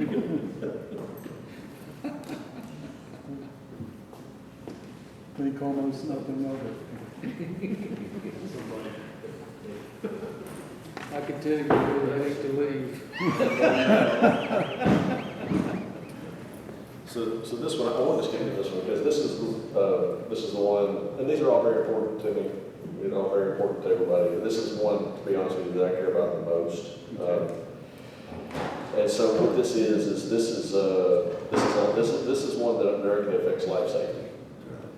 And so it's the Sumner County zoning resolution, like I mentioned a little while ago, flooding and water quantity, for the most part, are not really addressed by your stormwater resolution. They're addressed in the zoning code, and the flood management provisions in Chapter 10. And so what this resolution right here would do, it's a very, very minor tweak, but it's a very significant tweak. If you look on the third page of the document, it's on the back, for residential and non-residential structures, what it would do is in the zone A, so we've talked about this quite a bit, when it's in the yellow, it's zone A, it's approximate. When it's zone A-E on the flood maps that we look at all the time, that's where we know exactly where the base flood is, we know where the 100-year floodplain is. The federal minimum is you have to elevate a structure 1 foot above that when you build. I think there's a consensus that's really emerged in the last few years that's not enough. And a lot of jurisdictions have gone to more than that, to 2, 3, even 4. Metro went to 4 feet after the big 2010 flood. And so we're at the federal minimum. Locally, us in Gallatin are at the minimum. Most of other jurisdictions, White House, Hendersonville, as I said, Metro, Franklin, Rutherford County, a lot of other places have gone to either 2 or 3 feet. And so what this would do is to increase the elevation above the base flood. If you build a new house in the floodplain, you have to elevate it 3 feet above the floodplain instead of 1. And that because there's margin for error in that, sometimes even though it's mapped and you know where the floodplain is, that extra 2 feet can really keep a house from getting into big trouble. And so this is something that, we had talked about this a couple of years ago, I think, and it didn't end up making it to the county commission. But this is something that, given a lot of the things that have happened in the last few years in North Carolina, in Texas, here locally, in Cottontown, it's something that we're putting forward again for a recommendation to the planning commission and the county commission. Questions? I am 100%, I think that's amazing. Go ahead, Mr. Mr. Sutton, I appreciate the respect you starting us off by citing safety. I've heard a few people on this committee mention safety, job one, number one priority, that's really cool, because it's right. And I've got a few things to say about this. Be patient with me. Dark 30 Sunday morning, I'm looking at my messages, getting all the news of the day, because everybody knows if you wake up at 2 o'clock in the morning, you'll get the full news that's repeated over and over for the rest of the day. So I'm up reading, and one thing that touched me is the Texas floods, and the Mystic Camp, and anybody that has daughters, it's tough. I won't go into that. But I was reading an article of a journalist that was writing about the floods, and I saw a video over and over about the floods coming up really fast, which blew my mind. And then there was a comment in the article, in the bowels of the article, probably near the end of it, that, well, the FEMA flood maps don't take into consideration flash flooding down there. And I go, that's a significant statement. And now, in today's world, with journalists citing things, I said, I'm going to fact check this. So I got to looking. No, FEMA does not, the FEMA flood maps do not fully incorporate flash flooding data. In fact, I don't even think they take into consideration flash flooding, but it does say it does not fully incorporate flash flooding data and rainfall data. And I wrote another word too, stormwater runoff. And that appears to be our problem, stormwater runoff, flash flooding, and rainfall data in this area. I call it the lower basin of Sumner County. Everything off the ridge, everything drains through Hendersonville, goes to nowhere really, in general. I think we're using the wrong standard in Sumner County. And I said it a different way. The FEMA standard is not good there. It's like we've seen other government agencies in recent weeks and months that have been called out for government agencies. You provide data that's not really accurate. I'm not saying that this is inaccurate. I think it's the wrong data. And that could be, we keep talking about there's too much concrete in Hendersonville, not enough green space. I think we haven't reached a new level of paradigm shift of saying we're using the wrong standards in Sumner County. Saying that, I support your concept of going over and above. I'm gonna be honest with you, I'm not gonna vote for 3 feet. I think it's too low. In fact, 5 feet would probably be acceptable to me. And somebody said, how can you prove that, Ron? Well, I asked that same question to others, they thought, and the answer I got, well, we really don't know. And you don't know that 3 foot's going to be good enough.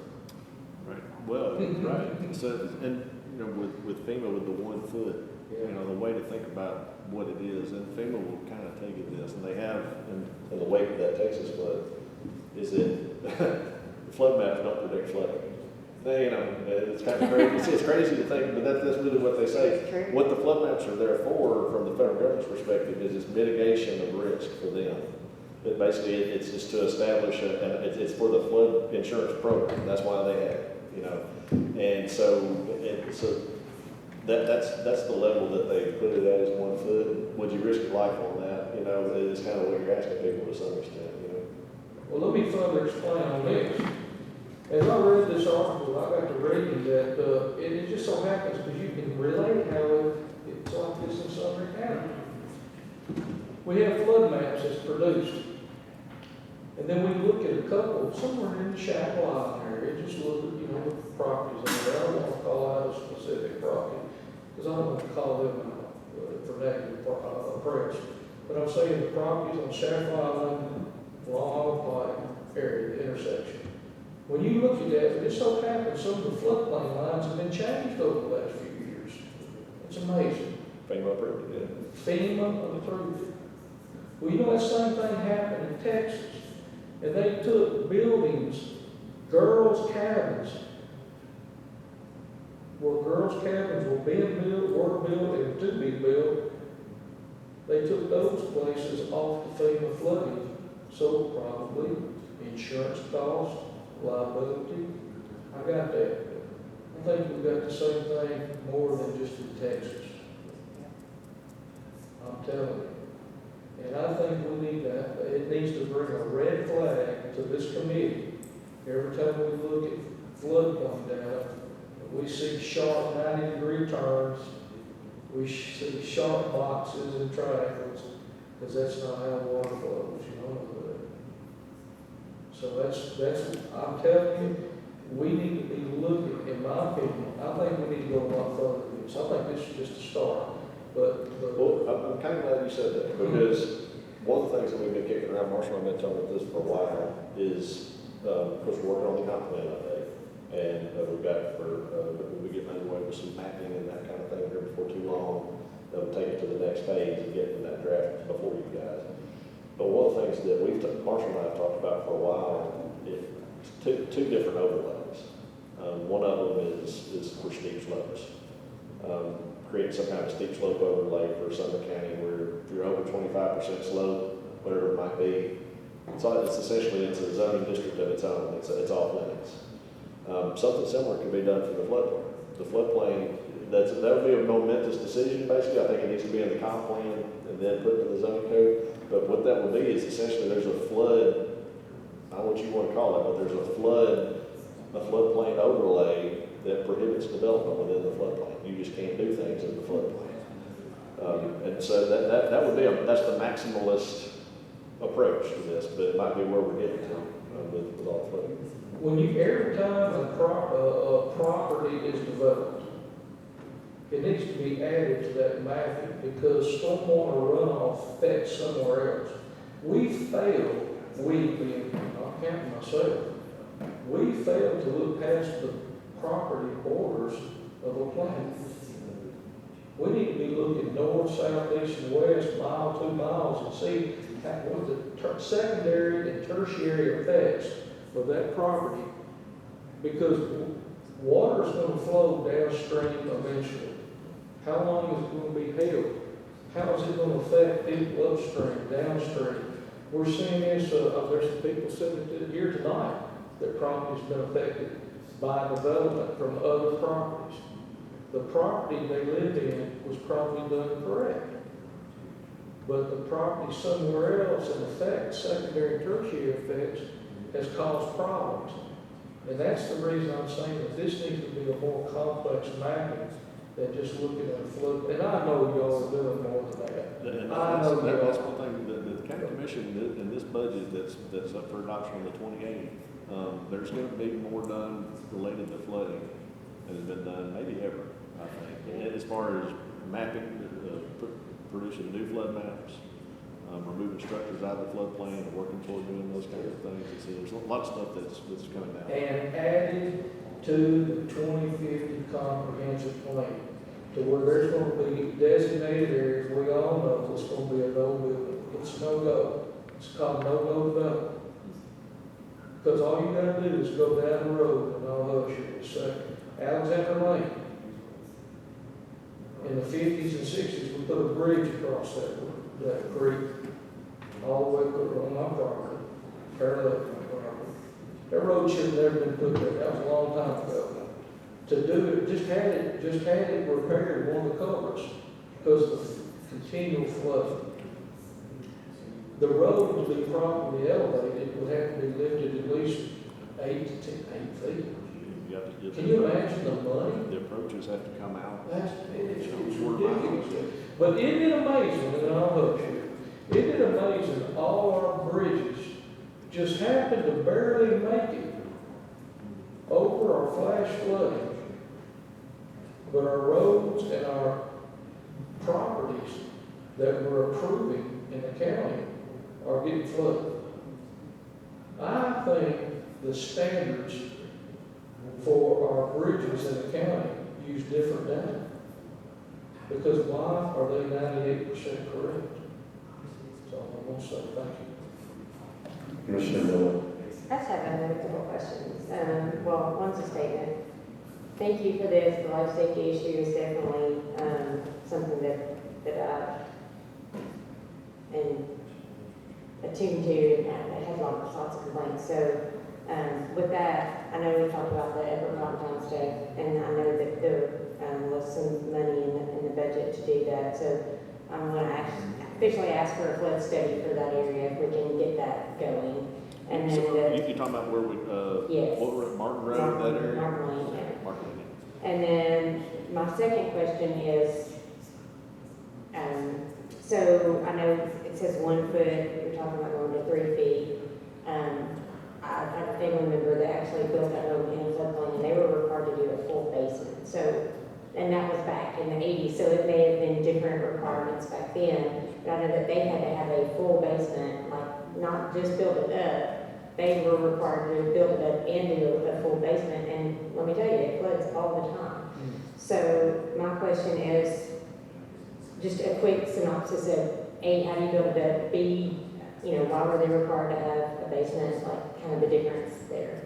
I don't know about the basement, but that doesn't make any sense to me, to be honest with you. But Marshall could talk about what's involved in building up the houses and that kind of thing. If y'all know this, but Marshall's our little pain administrator. What was the question about the basement? I didn't hear.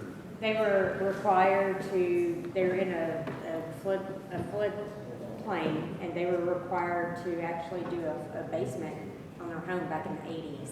Really? Could have been regulations maybe back in the 80s, but they were required not only to build it up, but to have a full basement. And it was a great idea, whoever made them do that, because, their basement floods every time. They live right on the creek, and the basement floods every time we have a significant amount of rain. Well, I know one thing that happens when you build a house up, you have to put When the creek jumps the in bank. flood vents in the crawl space. And a lot of times they'll just have a much bigger crawl space because the house is so high. Right. And so, Well, maybe they just decided to take it to a basement from a larger crawl space, but that maybe. wasn't required. maybe, yeah, I don't know if that happened, but certainly, that's a good thing what happened. What was the other question you asked? Building up, what's involved in building up a house, Yeah. basically, Oh. an elevator. It could be as simple as just adding more courses of brick or block to the crawl space. If they need to come up, 3 feet instead of 1 foot, it just could be just a matter of coming up with more block to make it higher. So it's called the FFE, the finished floor elevation. So that's like your first floor So that's how living tall area. your first floor has to be. That's got to be 3 feet. It's not necessarily the whole house has to be on a mound of dirt. You know what I mean? But the where you live has got to be at least 3 feet. Essentially, the top of the plywood in the house would be the kind of the finished floor. And so, also too, we'd want to look at the crawl space and the ductwork, the HVAC, all those things would be, as well. I know that you cannot build up the property out of the floodplain. You can. You can? Yes. Yeah, you can bring in, another way to do it is you can bring in fill material. But you have to, there has to be a no-rise certification on that, so that you have to have an engineer certified that there's no off-site impact. And that's pretty hard to do, isn't it? I don't want to be out of turn, but that's how they got the areas out there in Chaco Island out by me. That's how they got Long Hollow, besides Long Hollow Church. That's how they got that out. It wasn't just in the floodplain, it was in the floodway. And they brought dirt in and built it up, and that's how they got it out of the floodway. It's not, but technically the It's FEMA. it's more complicated if it's in the floodway, if it's in the floodplain, it's a little easier, but still, there's some process you need to go through. Okay, that's news to me. I thought that you had to, you couldn't raise the elevation of the flood line. Well, you're just bringing the material to get that area out of the floodplain per se. So what that would normally entail, I think, Marshall, tell me if I'm wrong, but a lot of times that would mean, I'm gonna bring dirt out of here, and I'm gonna move it over here. Well, I've lowered, I'm not increasing any flooding anywhere because I've taken dirt out over here to move it here, so it equals out. The cut So that's kind of that's what the engineer has Yeah, to say. if you're pulling it out of the floodway and just moving it, I can see that. But if you bring in fill from another location, They'd have to, they wouldn't be able to do it. it wouldn't, that's what I was talking about. So if you build a big enough building, can that cause restrictions or? Well, that's what the flood vents, when you have the flood vents, Mhm. when the water raises, the water flows through the crawl space. And so it doesn't restrict, it doesn't restrict. But then your fountain's at risk.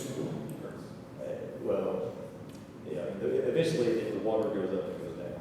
So I guess there could be, if it happens a lot. Yeah, if there was liquefaction frequently, the support underneath the footings is gonna go. Yeah, so, I mean, you're not gonna do anything about the situation in Texas where they had a 30-foot wall of water coming. Well, the thing though is, don't let people build stuff like that in the floodplain. And I hate to be flippant about it, but those were cabins in the floodway, in the floodplain. They were recommended to be moved, and instead of moving them, they built more in the floodplain. And FEMA signed off on all that. And They FEMA got signed the off. engineer to do all the paperwork and they got it approved. Yeah. I'm with Mr. Strahl. I think 3 may not be enough. Go ahead, Commissioner. I just want to say, everybody knows my profession, I'm a real estate agent. And when I have a client that's looking at a home in a floodplain, I'm like, you're gonna have to have flood insurance, which is not cheap. And you are probably gonna flood in Sumner County or Davidson County, anywhere in Middle Tennessee. So just know that if you're buying this home, buyer beware. I know not all agents are quite as honest, but I would hope that they would be. But like buyer beware, you're buying a house in a floodplain, and that probably means at some point you're gonna flood. Well, and additionally, I can think of 2 houses. The one on Bug Hollow in, 25. I can't remember the man's name right now. I spoke to a woman who's well into her 70s now, grew up in that house. It never flooded. And now it does all the time. And there's another one at the intersection of Upper Station Camp Creek Road and Liberty Creek that It's for sale right now. yeah, she just bought it a few months back, and now she's getting rid of it because her garage and her house floods every time it rains. So there is a change. Right, and so when I said that Texas thing, and I'm speculating a little bit, but I was talking to Steve about it, like, I wasn't there for any of those conversations or anything like that, but I've reenacted it in my mind where I guarantee you that somebody said, in the course of that conversation about putting those new cabins in that old flood channel, that's never flooded before. Yeah. That ain't ever flooded before. It has, and it will again. And it's in the floodplain. If the data shows it's going to flood, it will flood. And if you get a bad enough rain event, it's going to flood really, really bad. Something really, really terrible is going to happen. And so the best thing to do is to keep people out. That's what we talk about. I've beat you over the head with it for years now. The 3-prong approach. Don't let people build in the floodplain. Take stuff out of the floodplain. And have good data. So here's the question for you, Josh. How many lots do we have that are completely in the floodplain, and that the value of those lots is going to go from $300,000 a lot to nearly zero? Not many? I would say most of them are partially. just like Partially, the- yeah, the only subdivision I can think of that's come through that's been approved, where you had that situation where it really is, and the whole lots are in the floodplain, is one on, well, there's that, I think. No, the other one, where's that one? Yeah, Waltz Road. There's several lots there that are in the floodplain, no, they got platted several years ago, and nobody bought them. Nobody bought them because what you're gonna have to do Where on is those it? lots. Wallace Road. Wallace Road. Oh. Yeah. And so, you know, but what happens a lot is you'll see situations where you have a bunch of platted lots that now you turn on the flood layer and all those lots are in the floodplain. Well, what happened? Well, one or two things happened. One, the data changed and they did a flood map revision and they put it in the floodplain. It didn't used to be in the floodplain, now it is in the floodplain. That happens. The data improves, it gets better, things change. You know, things have changed. You know, or there was no flood map at all for those areas. And so that's one of the things, like the creek we're talking about there on Martin Lane. It's never That's a been creek, studied, that is- never done a study. That is absolutely in the floodplain. There's no way that's not in the floodplain, the way that all that floods, but there's never been a flood study. And so on the staff side, we don't have any way of knowing that that's in the floodplain, other than just, well, there's a creek there, so we keep them 30 feet away from the creek. But that's about all we can do. You know, and so it costs a lot of money to do all these flood studies, but it's money well spent, to Mr. Straw's comment earlier. I have a question. I know that's news to everybody. You mentioned in this draft, in AE zones, and forgive me, you'll have to pistol whip me after the meeting or whatever, but I'm an advocate of don't let them build in floodplains. Same time, I understand there's 2-year, there's 5-year, there's 10-year, there's 100-year, there's 500-year floodplains. With respect to your proposed change here, would it be better to have graduated heights Those don't for the exist. different? I don't think those exist. The only thing that FEMA maps, or the only thing that FEMA accepts, I guess, is it has a regulatory basis, is they don't even call it the 100-year flood anymore. So it's the zone AE is the 0.01 flood zone. Okay. So it's 1% of a flood event in every given year. And so that's really all there is. There isn't, like the 5, 10, 20, or 25, that's all for stormwater discharges, looking at the different rain events and those kinds of things. Yeah. It's all a bunch of marketing, sorry, Marshall, but it's all a bunch of marketing. It's engineer stuff, it's data that we have, though, you know what I'm saying? It's better. But as far as FEMA, there is no FEMA 5-year floodplain or 25-year floodplain or 50. Okay. There's not even 100. They don't want you to count that anymore. It's the 1% flood. Yeah, it used to be. It used to be 100 years, what we call it. Used to be some areas of the country that were not in an earthquake zone. Now everything's in an earthquake zone. So the 1 foot or the 3 foot or the 5 foot or the 20 feet above, what is the plane, the water plane that we're talking about then? Is that, it's not your normal flow line. It's whatever FEMA has been looking at the data. This is where it gets way outside of my understanding, but FEMA looks at it and it's the flood event that there's a 1% chance of that flood event happening in any given year based on the data that they have. 1% every year.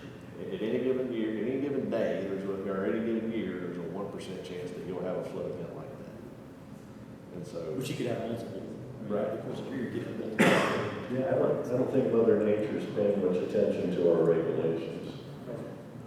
So, Marshall, do you have a recommendation? I mean, how do you feel about the 1 foot or the 3 foot? I think that the higher we go, the safer we'll be. Yeah, I think, obviously, we enforce what we have now, but if we could increase that height, it would just ensure, future homes being built. Every course of block, which is not that much money, is another 8 inches you're out of the water. So, 3 courses is 2 feet, so. And it's reasonable, I mean, you're, a couple feet, for the homes that we're seeing come through, it wouldn't add that much cost to it.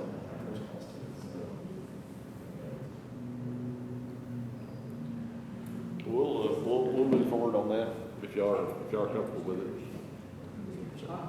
I have another comment about this 5 feet. 5 feet above the natural ground level before disturbance. Because when we, and I'm not an engineer. Well, it's gonna be higher than that, because the ground level is not the floodplain. The 100-year floodplain, the 100-year floodplain may be this high, the ground level, and then you gotta go 3 feet above that. But, and let's go one step, like I said, let's look at the secondary, tertiary effects now. Marshall, you may have to correct me. Sure. Maybe wrong. But when you move dirt and fill, you just say fill in, you're displacing the potential of that water to go somewhere else. Am I correct? Potentially, yeah, right. Okay. On a large scale. Yeah. That's the reason why I say that we need to look past the property flat, to look all 4 directions and elevations and look at the potential impact of that development or that particular lot being built and how it impacts other existing homeowners. Am I correct? Because who's liable for that? Well, and I think Josh kind of alluded to this earlier. That's like FEMA, they try to do it every 10 years, but every decade they go in and redo the maps because there's changes, right? There's things that change, and so they remap those rivers, to know what the floodplain is. And, for what we're doing, we're talking about building homes in the floodplain. That doesn't really have a big impact on that, on a large scale. Because what we're doing is we're building a home, and we're putting flood vents in, the water goes through those flood vents, and it doesn't really change. There's a little bit of impervious area, but it doesn't really change the hydraulics of the river. Now, if you're talking about a big project that comes in, it fills in 8 acres of floodplain, that's a different story. Not Facebook, what do they call it now, metal. All that displacement, total 900 acres, I know they had actually moved 900 acres. But I feel comfortable 500. I feel they moved 500 acres. Where's that water going? There's a water source right there. How's that affected Castaneous? Right, and that's a good point. I mean, obviously, they do, they put in ponds and try to offset those increases. But I think on a large scale, I think if they were to look at that now, I think there'd be a difference in floodplain around those downstream areas. Yeah, well, I mean, growing up in California, we had a lot of reservoirs that were to take that up. And even, in Old Hickory Lake, I've seen that elevation rise 8 feet, so that couldn't even get to my boat. Well, the dam, and that's another, of course, the dam, that controls the elevation of the lake. Right. So it's not, a lot of times they're holding back water on us. Right. To help, save natural. Right, but I know that the retention pond at Liberty Creek overflows like every time and floods out Mr. Jones's property. So that clearly is not deep enough, big enough to take the storm event that it. Right, and that storm event happens several times a year. So, I don't know what Mr. Strahl is talking about is totally valid, that, we do need to look upstream and look downstream if we're really going to try to resolve the problem, because the flooding is just getting worse, I believe, in Sumner County. I don't think anybody would argue that point.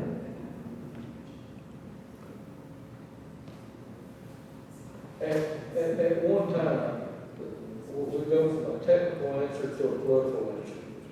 Some people might not like me saying this, but it's the truth. And I think it's better this committee makes some recommendation in the future, because we're not voting on anything, instead of putting a lot of pressure on an engineer that works for the county here. And just trying to take up for him. He's giving his opinion, he's got his opinion. Right. But I think it's gonna take this committee with heavy shoulders to make a recommendation that both these men are gonna walk out there and feel real good about.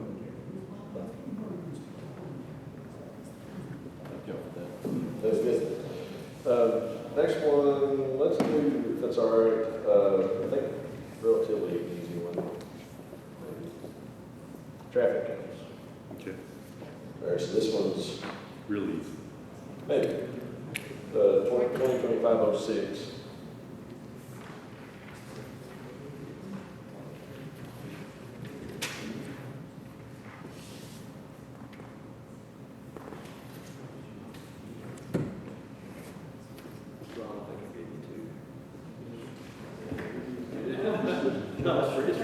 I got empty stuff. I'm sorry.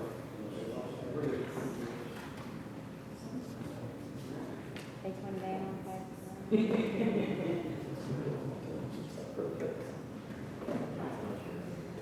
That'll have some humor, right? So this one is a recommendation that Mr. Belcher's mentioned several times. I think it's a good idea.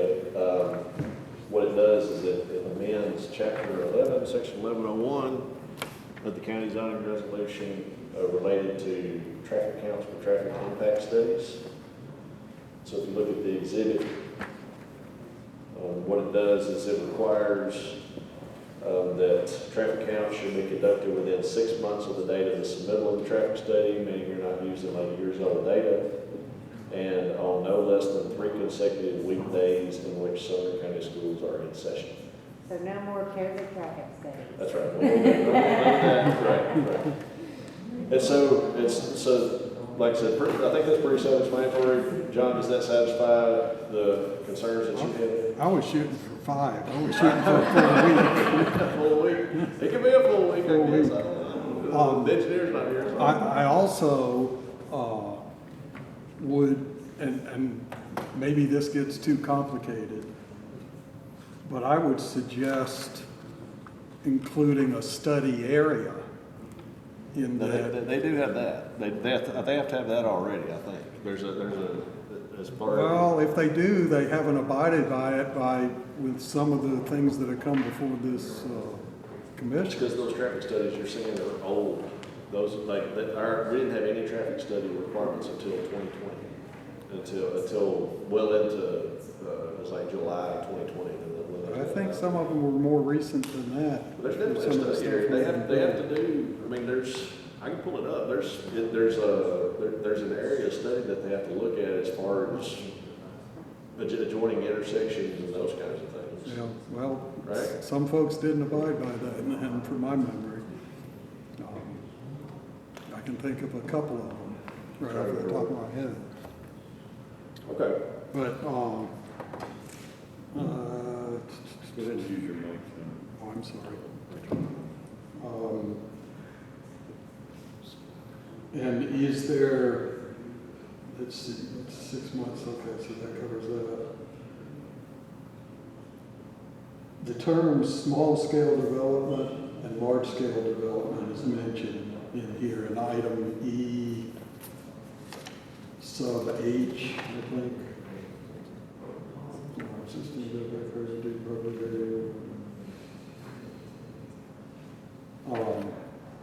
Is that defined somewhere?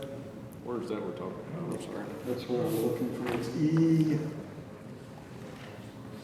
I have written down both E and H mentioned. Oh, I see what you're saying.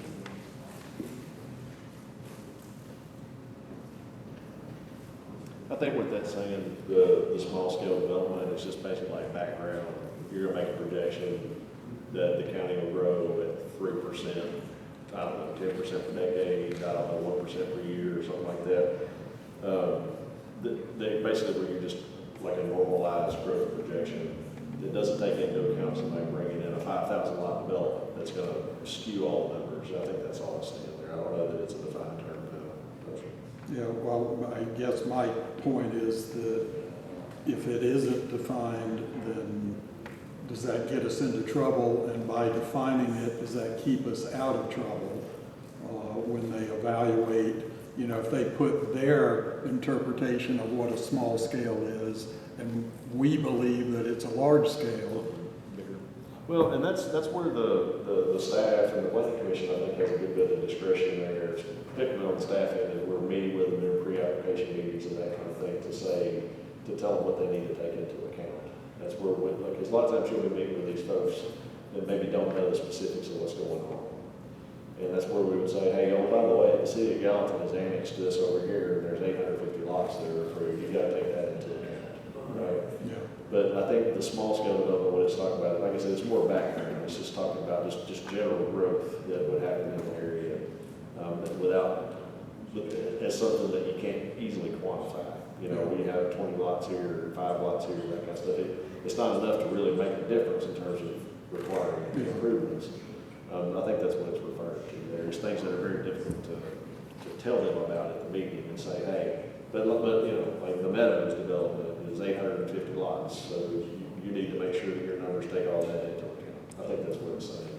Differentiate between big things that we know about versus little things that we know, infill and stuff like that. Let me tag on to that. Your staff tells them that it should be taken into account. They have to abide by that then? We review it. Okay. Yeah. Okay. Yeah. Again, those are relatively new requirements that we have in our regulations now. How long? 2020. July of 2020. Why not take the little small scale out, just general development, that really, it would encompass anything. Yeah, it can be reworded just to say, you know, background development. Well, my point is, and maybe I haven't expressed it, is I don't want the developer to come to us, and it sounds like it's covered with the staff review, come back to us and say, no, this is the way I interpreted it, and you don't have a definition or a standard defining what that is. This is how I interpreted it, so you can't penalize me or tell me that it's no good because this is how I interpret it. Whereas if you have it well defined, it's black or white. Yeah, I'm totally with you because it seems to me in my short tenure on this planning commission that there were traffic studies done that, like along all the pike, that did not consider, you know, what was, and you know, I would think that, say, the project that A major intersection. a major intersection, you would go to the next arterial highway or at least collector road in both directions and say, okay, this has been vested here, and that's 1,200 lots, and this has been vested here, and that's an apartment complex of 800 units and stuff. It seems to me that there were a couple of situations that those were never taken into consideration, and so we need to. Yeah. And you know, that y'all took action on that particular item because of traffic studies deficiencies. Yeah. So. I'm just trying to make it easier for these guys when the suit is filed. I understand. So we've got 3 days, and you wanted 5. I wanted 5. It could probably be 5. You know, it could be a Monday through Friday thing. No, and I mean, the 5 might, I mean, you know, how long is a string? I don't want to get into that argument, but it seems to me a solid week. We say 5 consecutive work days, that way you always get a Monday in if you do. Yes, yes, and a Friday, people leaving for vacation over the weekend, and, you know. I would go for 5, I think. I'll make that 5 seems to be a common theme tonight, doesn't it, Ron? 5 days. All right, so that's that one.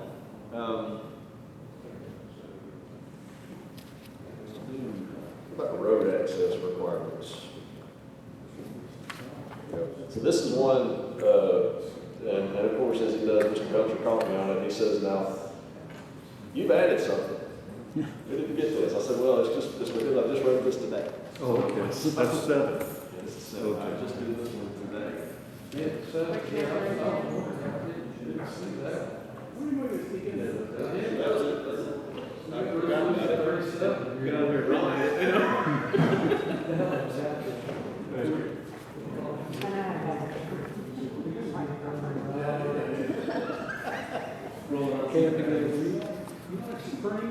So, well, I worked all these up. I was on vacation this week, but when Mr. Straw had sent an email a couple of days ago, and he said something about flag lots. We need to do something about flag lots, and I said, well, I forgot about that. So, what this one does is it makes it so that if you have, so we talked about the differentiation between lots less than 5 acres and more than 5 acres, right? So what this does is it makes it so that because right now, let me back up, I'm gonna keep backing up. Right now, if I have lots over 5 acres, we will issue a building permit on that lot over 5 acres if it has an easement. That's 50 feet wide, and it's not shared with anybody else. We have that standalone easement, it's 50 feet wide, we'll issue a building permit. And y'all seen some of these survey plats recently that gets kind of crazy with some of those things. What this would do would be to change that and to say every lot, in order to get a building permit in the county, has to have 50 feet of physical road frontage on a public road. And so all the easement stuff would go away. And so you wouldn't be able to do the easement building permits anymore. Now, it doesn't get into design about how long the flag stem or how quick it or turns and all that, because I've talked with Steve a little bit about it. I'm a little bit uncomfortable about it because I don't think we have the authority to regulate the subdivision of property over 5 acres in that way, and to have design standards basically for these flag lots. But I think we do probably have the authority to impose a road frontage requirement, and to say you have to have 50 feet of access on the road, not an easement, to get the building permit. But there's going to be, we're talking about today at the staff office, there's going to be a lot of these things there's going to be a lot of weird situations that come up when we make this change. And so what I put in there was an effective date on this of January 1st, 2026. And so that's a little ways out there. But this process takes a while just to get this adopted, so it's not that long. But that's to help folks who maybe have something that's going to auction, is in the process of being sold or something like that, so you don't get caught in the wheels of this, and give people a little bit of notice. The surveyors are going to need to be educated about this one, because if they're out there creating these lots and they're getting sold, we don't know. There's no way for us to know that until they come in and get a building permit, and then we say, no, sorry, you got to get a variance for that you may not be able to get. That's a big deal for folks. And so a little bit of a grace period there is probably something that might be a good idea. That's just a suggestion. I think it is the right thing to do. I didn't like it at first when we started talking about it, but I think that's the right thing for county administration to do, is give these people notice, because there are a lot of farms. I mean, it's impossible to be able to keep up, can't do it.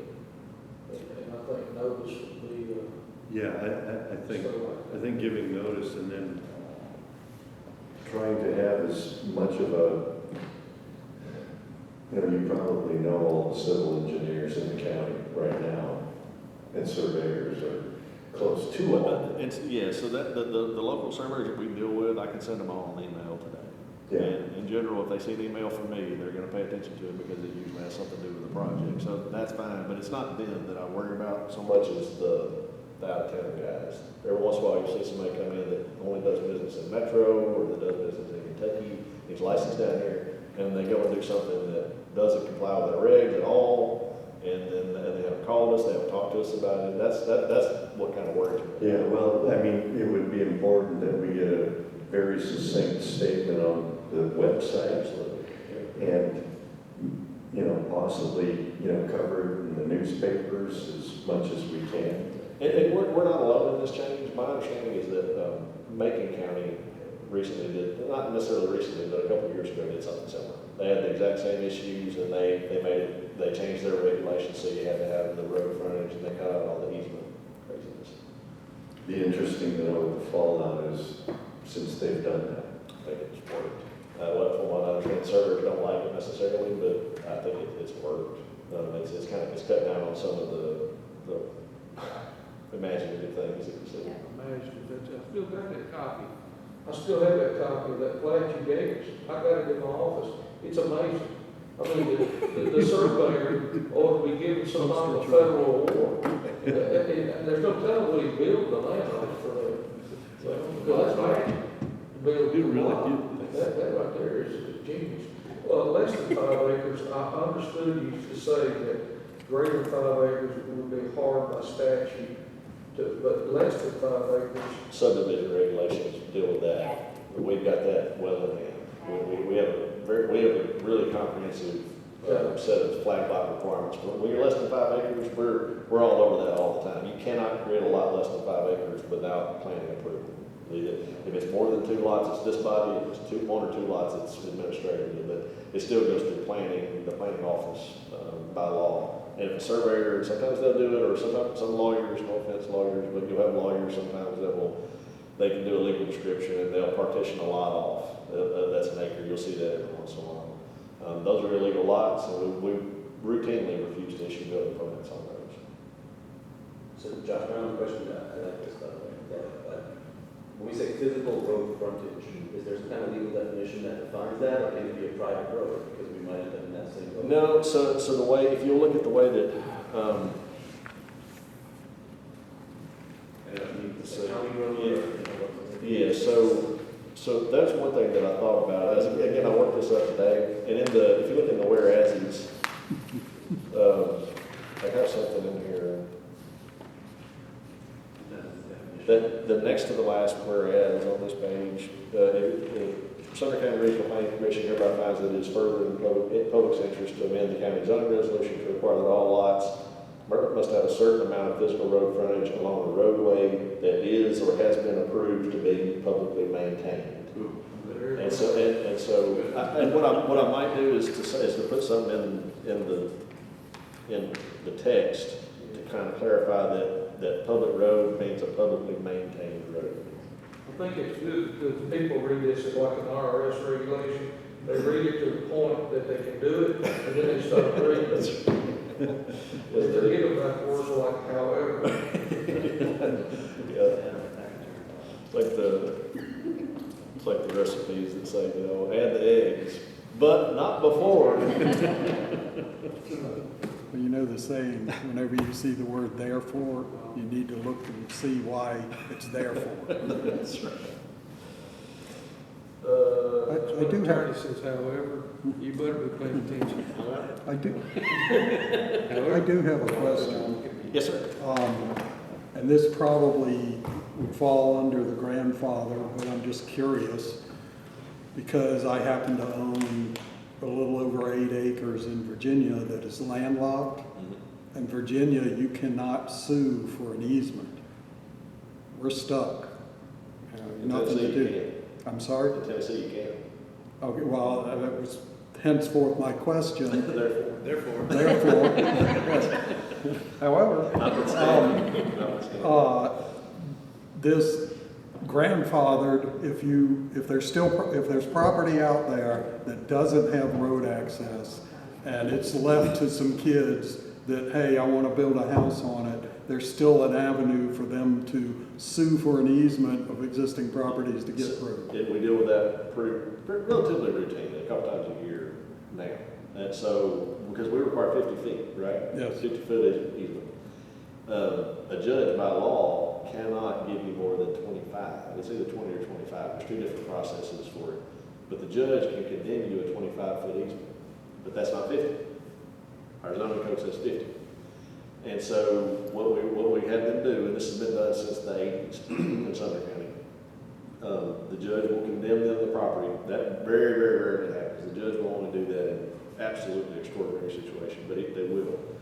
They condemn the easement and a utility easement. They can do that now, and then they go to the Board of Zoning Appeals for a variance from the 50-foot requirement because they've exhausted their remedies. They've gone so far as to have a judge take it for them in order to condemn. There's nothing else they can do. The Board of Zoning Appeals will grant that variance. and because it meets all of the requirements for a variance. And so if you have a situation like that come up here, where somebody doesn't have road frontage, but they have an old easement or something like that, the avenue would still be the Board of Zoning Appeals grants and variance to those kinds of things. But it can't be a situation where I've decided to go ahead and cut up the farm, and I'm just gonna get variances for all these. It's not gonna work like that. Yeah. It's like a pre-existing condition, there's something totally outside the landowner's control. A variance is how that would be handled. Sounds like you need a helicopter, Virginia. Yeah. Hot air balloon. All right, only 2 more to go. However. No, there's no more. However, I've been writing one during this meeting. 8.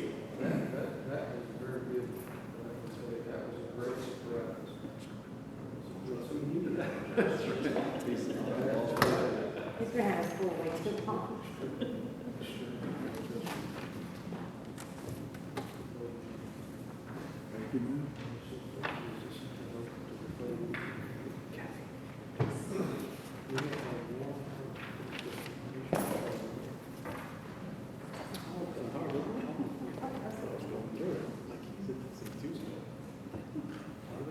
All right, this one is related to shipping containers. What this would do is, right now, you can't put shipping containers anywhere in residential areas in the county. You can't do it. People do it all over the place, we see it all the time. This would open that up to some extent and make it so that they could be placed in residential areas subject to an extensive list of restrictions. We talked about this a while back, and I've modified it a little bit, and so I want to talk about what I've changed. So there's still requirements as far as design standards, essentially, for these things, if they're going to be in a residential area, that kind of stuff. There's an approval process. We did have it as a special exception to the Board of Zoning Appeals. I think that would be a colossal amount of work. I think there would be a lot of these. We have it now. The state recently changed the law. They allow staff to grant certain special exceptions in-house, kind of like a minor plat, some minor special exception, something that doesn't need to go to the Board of Zoning Appeals, but it's reviewed and at the staff level, basically, it can be approved. And so that we're taking advantage of that new state law and making this an administrative special exception. We did have something in there that basically said shipping containers located in residential areas, you have to do the gable, or you have to do all these. 3 to 12. Right, all this, right. And that's still in there, but we eased off on that to some extent. And what we said was, let me find it here. Let's see. Yeah, so, all right, so we have design standards. If you look on page 231 there, the following design standards, and that's where like exterior metal walls of the shipping container must be encapsulated, the front shall be encapsulated, the shipping container has to be on continuous footing, elevated containers are brick block, yeah, all that stuff. The way it was written originally, that was for all of them. And what I've done is that I've tweaked that to say that those standards apply if the shipping container is placed within 250 feet of a property line, or if it will be visible from a public road. And so what that's saying is if you've got a bigger piece of property and you want to put it way in the back where nobody can see it, you don't have to do any of that. The staff still has to sign off on it, but you don't have to spend money to encapsulate it and put a roof on it and all these other things. But if I'm on a platted lot in the county, and I want to put a shipping container in the backyard where all the neighbors can see it, you can see it from the road, you got to make it look like a structure. You got to make it look like a residentially compatible structure, not an industrial prefab thing. That's just what it is. So I think that will cut a lot of the administrative overhead out of this. If it's 250 feet from a property line, it's a big piece of property. Yeah, right. And so that's one of the things I want to say is, are y'all all right with that 250-foot number? Or is it, if it's within 100 feet of a property line, it doesn't apply? You know what I mean? It can be less or more. I put 250 feet in there as kind of a placeholder. 100 feet, make a comment about this because of real life. 100 feet of the property or visible from, so you could have a home that's built, somebody walks out the back of their property, and then 100 feet from their property line, they see a shipping container. If it's 100 feet from that property line, then I can see that could be detrimental to the current homeowners. But if it's a football field away. 250, I'd say most people over 50 years old can't see 250 years.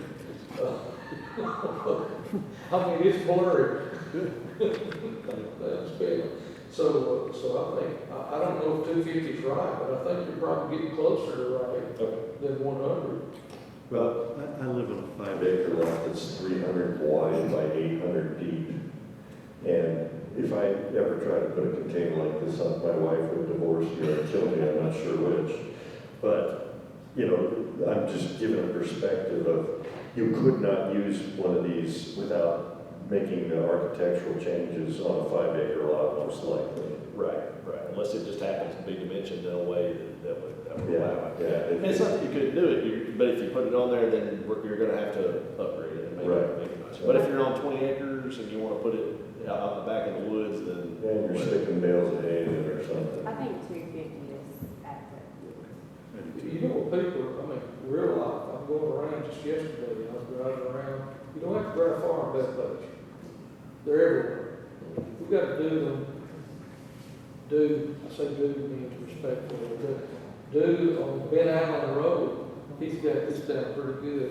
He set the shipping containers on each end of the barn and fabricated the barn around that.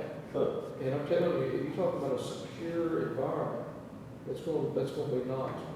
So this particular person is not even going to have to dress it up because it's all going to be self-encapsulated on the barn. Be taken care of. And it's happening. My wife can spit them out, she's a lot better than me. She sees the things we drive on the road. But they're everywhere, guys. There's one right down the road, there's a few right down the road that are problematic off of Alexander Lane. Near me, there's a lot of problematic, but I took the stance that I moved into that area. Well, and let me tell you why I think the ones I'm talking about, you know the ones I'm talking about down I by the know. creek. Those are problematic because, and one of the things in here is that you can't put them in the floodplain. Right. Right. You can't put them in the flood, that guy's got them in the floodplain. And so those things, they pick up and they go down and they bash the bridge or they whatever. I bet you there hasn't been one visit to them. We sent them a letter a long time ago, and they did something, it's a long time ago. It's on the list, I ain't forgot about it. He's a good guy. I have a couple of comments. And once again, I have several comments, but what I might do is send them to you in an email. But to hit a couple of them, you put in here that design requirements for an architect and an engineer. You had that comment the other day. I almost changed it and just said architect or, and I meant to ask the codes. The codes office had that in their initial draft, and they wanted that in there for whatever reason. So you don't know the reason? I don't know. That was from the original draft for them. I'm gonna check with them and see if there's some reason that they feel like it has to be and, or it can be or. Okay. I think it's because. I know how much I am. I know how much architects are. That's a pretty big nugget. And that's only if you're gonna be living in it. That's Yeah. only if you're gonna be living in it. And I think that's what it is that there's certain drawings that have to be done by the architect, and there's certain structural things that have to be certified by the engineer, I think. As far as the foundation, maybe, I don't know. I'm just guessing. I don't know. No, not for something like this, unless they're gonna build a skyscraper out of containers.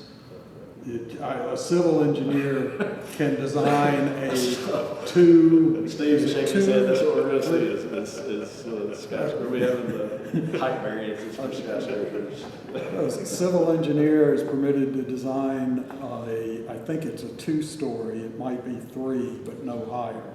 An architect can design higher. There's some reason they want to, and I just haven't had a chance to talk. Okay. So this is a draft, it's a very draft. Yeah.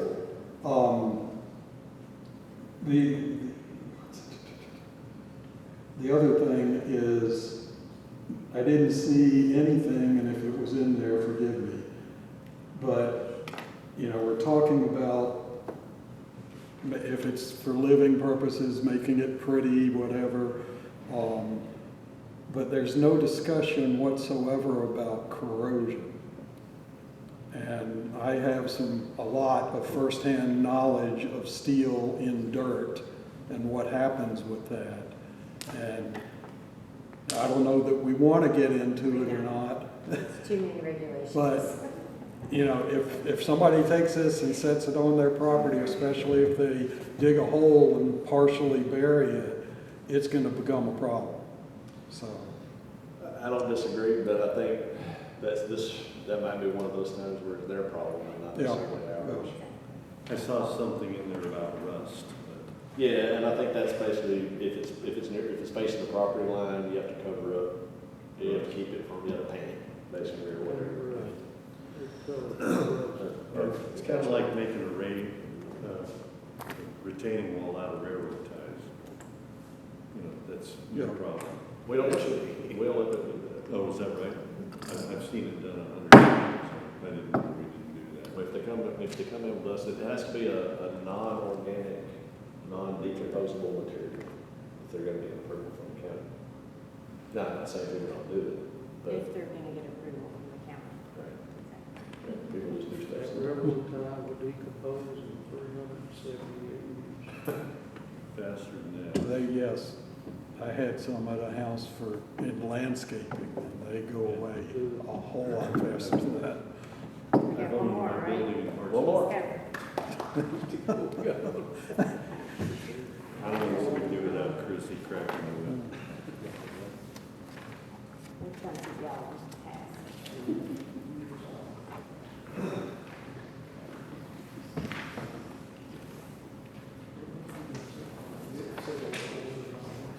Was this one?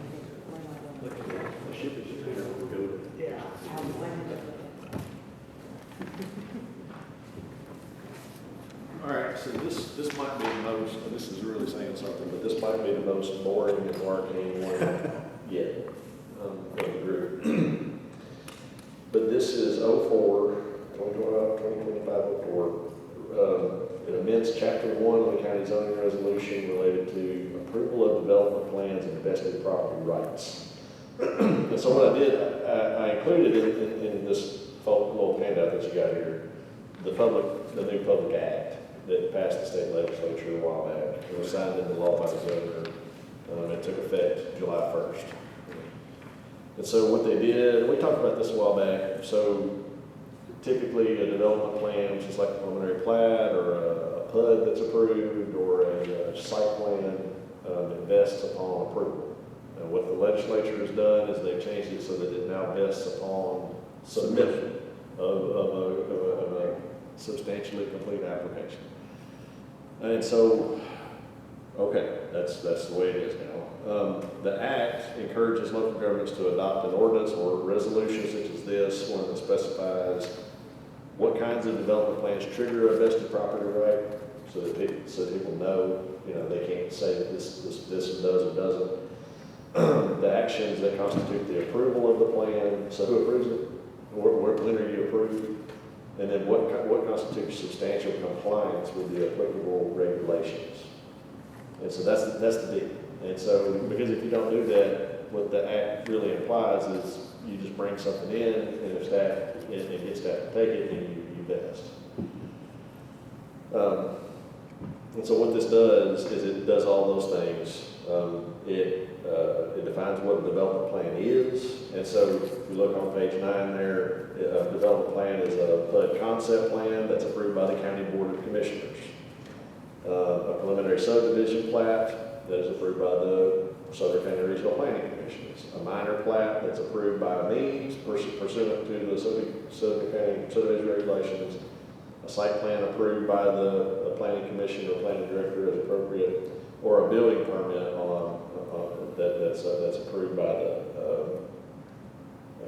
Planning Director. I'm sorry, the Building Codes Director.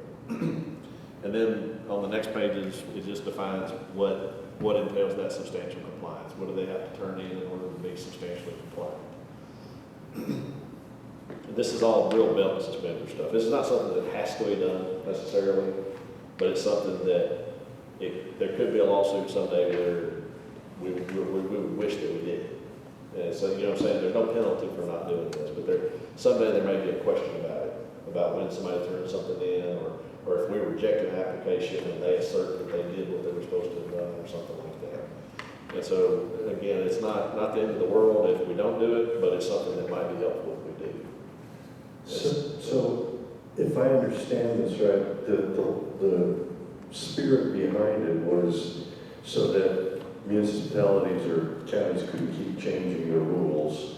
So when they submit it, they're locked into the zoning codes and everything that exists right then. The day we take a substantially complete application.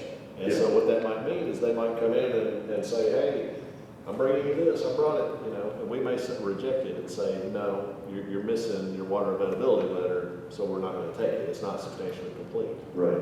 And that way they're not somehow or another saying, and then let's say the regulations change. Let's say they always bring it in at the last minute, almost always. And let's say they come running in, here's my application. And we say, no, we can't take it, you don't have your water availability letter. And so you've missed the deadline, they have to go get their water availability letter, they have to wait till the next month to get on the agenda, right? Well, let's say the regulations change during that time, when they come back the next month or whenever, and they get their water availability letter, that's when, you get what I'm saying, it clarifies when they missed. They should have Yeah. the correct data Right. when they submit. Right. Now, the good thing, I mean, that's fair. I think that's fair that, you know, we don't change the rules on them as they're designing the project. So it doesn't weigh on our approval at all. But the one thing that I see is a benefit is starts the clock for 3 years. And if they don't get it, you know, so, you know, say it took them 6 to 9 months to get it to the planning commission, that would give them an extra 6 to 9 months that they don't have now. So they're vested when they get a substantially complete application, and that, you know, it shortens the time. Yeah, for 3 years, and then, but once they hit other benchmarks in the statute, then they can get extensions onto that. If they get a final plat or, you know, final development plan, if there's a place that requires that, then it keeps getting extended out. And if it's a multi-phase development, I think it goes out to like 15 years or something like that. Yeah. I have a suggestion. But Since it's 6:30 and I should have left now, can we put this on a study session for next month and revisit this? And nothing's gonna break if we put this off a month. no, not at all. So can we please do that? Yeah. I've got a couple Chairman, questions fine. to ask you after We have a motion, do we have a second? We don't want to vote. However, Yes. Therefore, John has questions for next month. Without any disagreement, I think that's fine with me. I've got a couple of questions for you, but it can be after we break. Okay. Nobody was. Okay, all right, so we're adjourned. Thanks, everybody. Where are we at on the time count of the gentleman who was the